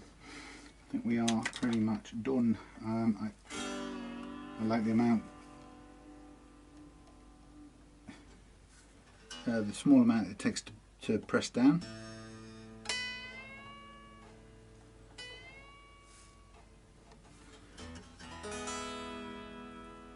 Relatively small amount, perhaps more than I would want it if it was floating, but it isn't.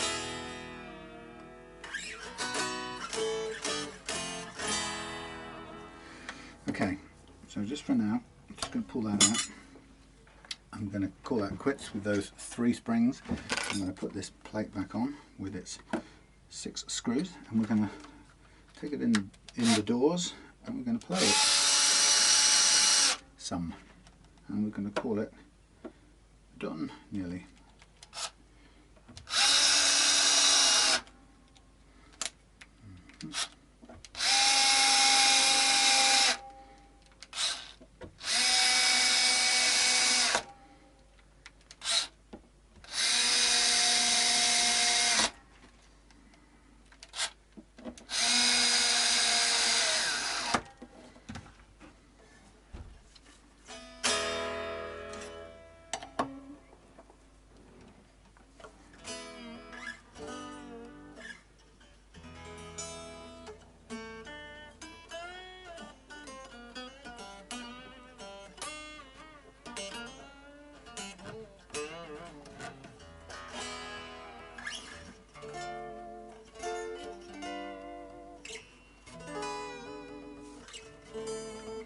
And it looks red under there as well. It's not the best red in the world, but it's better than, a little better than it was before anyway. And it's lower. Lovely. There you go. Al, hope you enjoyed watching that if you stuck it out the whole length. But there you go. That's your lovely old candy apple Mexican Strat. Some of the things we just cannot account for as to why the why was it scalloped out the back of the headstock, we don't know. Why you had a nut that wouldn't take in a 1048 set of strings, I don't know, but we do now, with a bit of modification. Nice flat, relatively flat neck.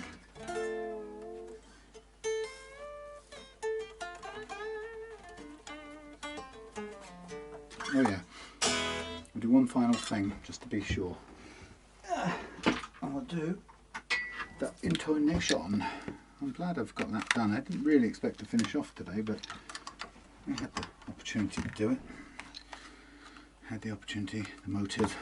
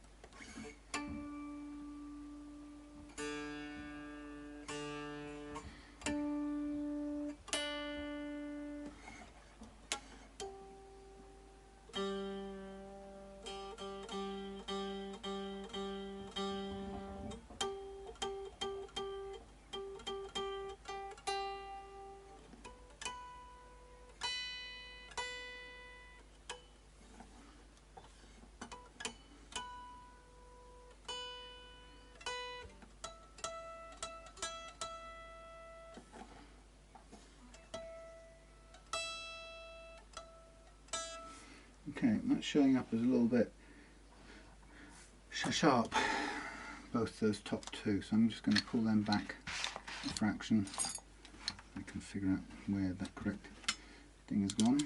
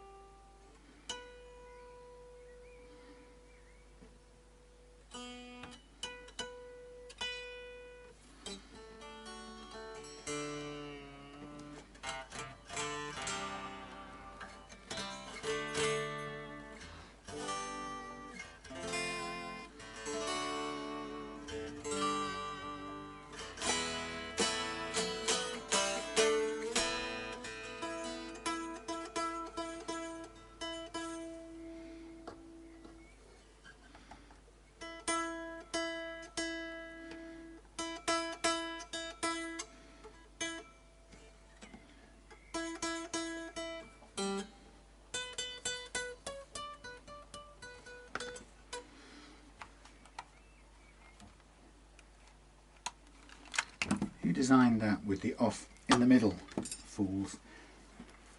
I'm just going to check one more thing. So what I'm picking up is a bit of a frizzle on the G, and I wonder if that isn't the thing that has driven Al mad and resulted in a load of inappropriate string trees being shoved everywhere. Now, sometimes you will just have a note that causes other things to vibrate in a sort of sympathetic vibration. And the bottom line is, you don't have a lot in the whole thing to do that. There's not a lot that you can vibrate, if you like. So the question you have in this situation is what is doing it, if anything. So I'm just going to rule out first of all the springs, because they're really annoying things generally. Now I'm just going to shove these here, not because that helps the tremolo work, which it doesn't, but the question is,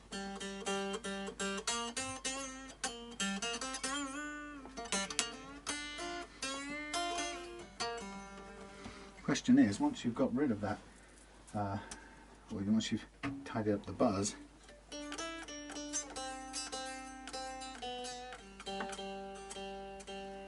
and then you try a little bit more, let's put a tiny bit more pressure on this. We're talking the G, aren't we? This is pulling a bit on that side.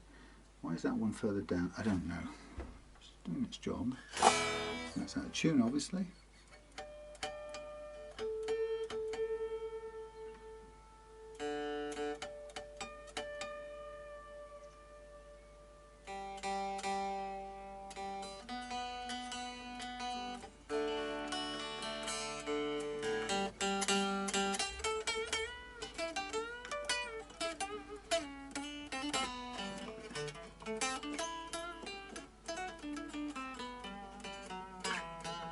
So that's the whole point about this guitar, is it may be, because of the difference in height, this does need more string trees than a regular Strat would. There's no doubt about this.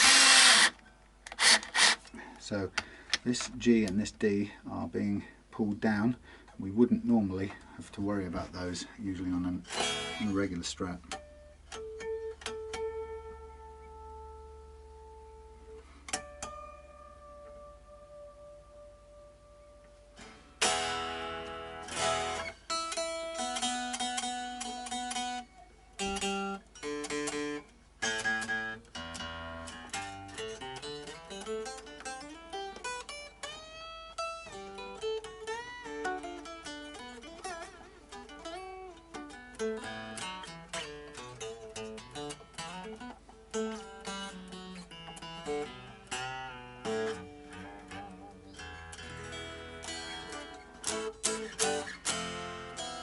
Now, I'm going to take those out and see what the springs are like. They're not touching anything, but they do vibrate.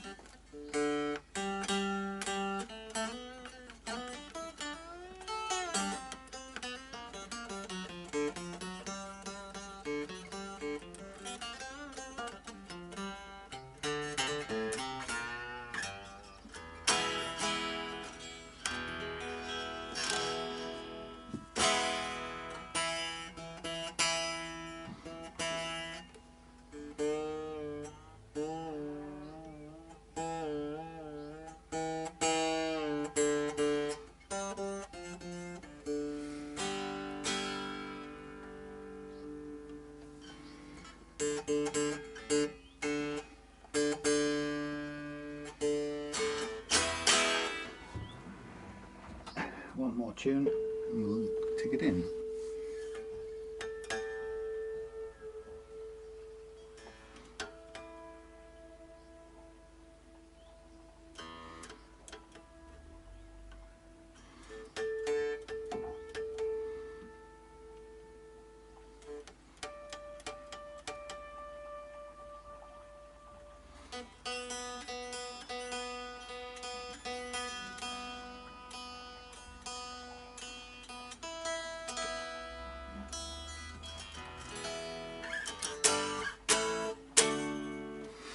I like it.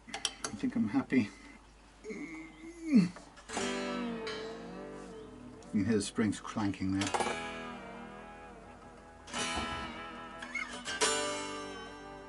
Good, there you go. Owls. Curious and wonderful, old, much loved, made in Mexico, Richie Sambora Strat, which is now quite a lot different from that. It's been changed. The original Floyd Rose taken off and replaced with actually a high quality, really, Wilkinson 6-string tremolo, ready to basically go back together again, and we're ready to go. So I've enjoyed finding out as much as I could about what was going wrong there. Probably the biggest problem in all of that was just a whole set of very badly uneven frets, which I think were caused by, it seemed to me to have likely to have been caused by some very clumsy fret leveling somewhere in one patch, because I'm not entirely sure that you could have ended up with such a low scalloped patch of frets, to be honest. And you know, to be quite honest, given the other things that have happened along the way to this guitar, then who would be surprised in any way? But that's playing nicely. There you go, a couple of string trees. You know, the thing is, you've got another spare one or two here. If you really needed them, you could add another one to here. But it'd have to be between these two. These strings need, well, they need more string trees because the fact that this whole headstock is not as low as it is on a conventional Strat. The conventional Strat is normally further down here, only a little bit, but enough to put something of a break angle on all those strings. Anyway, hope you enjoyed it. See you again for the fourth and final of Owl's guitars, which is the Fender Telecaster. We're going to change over the bridge on that and fit a new P90 instead of the standard Telecaster bridge pickup. Alright, see you again soon.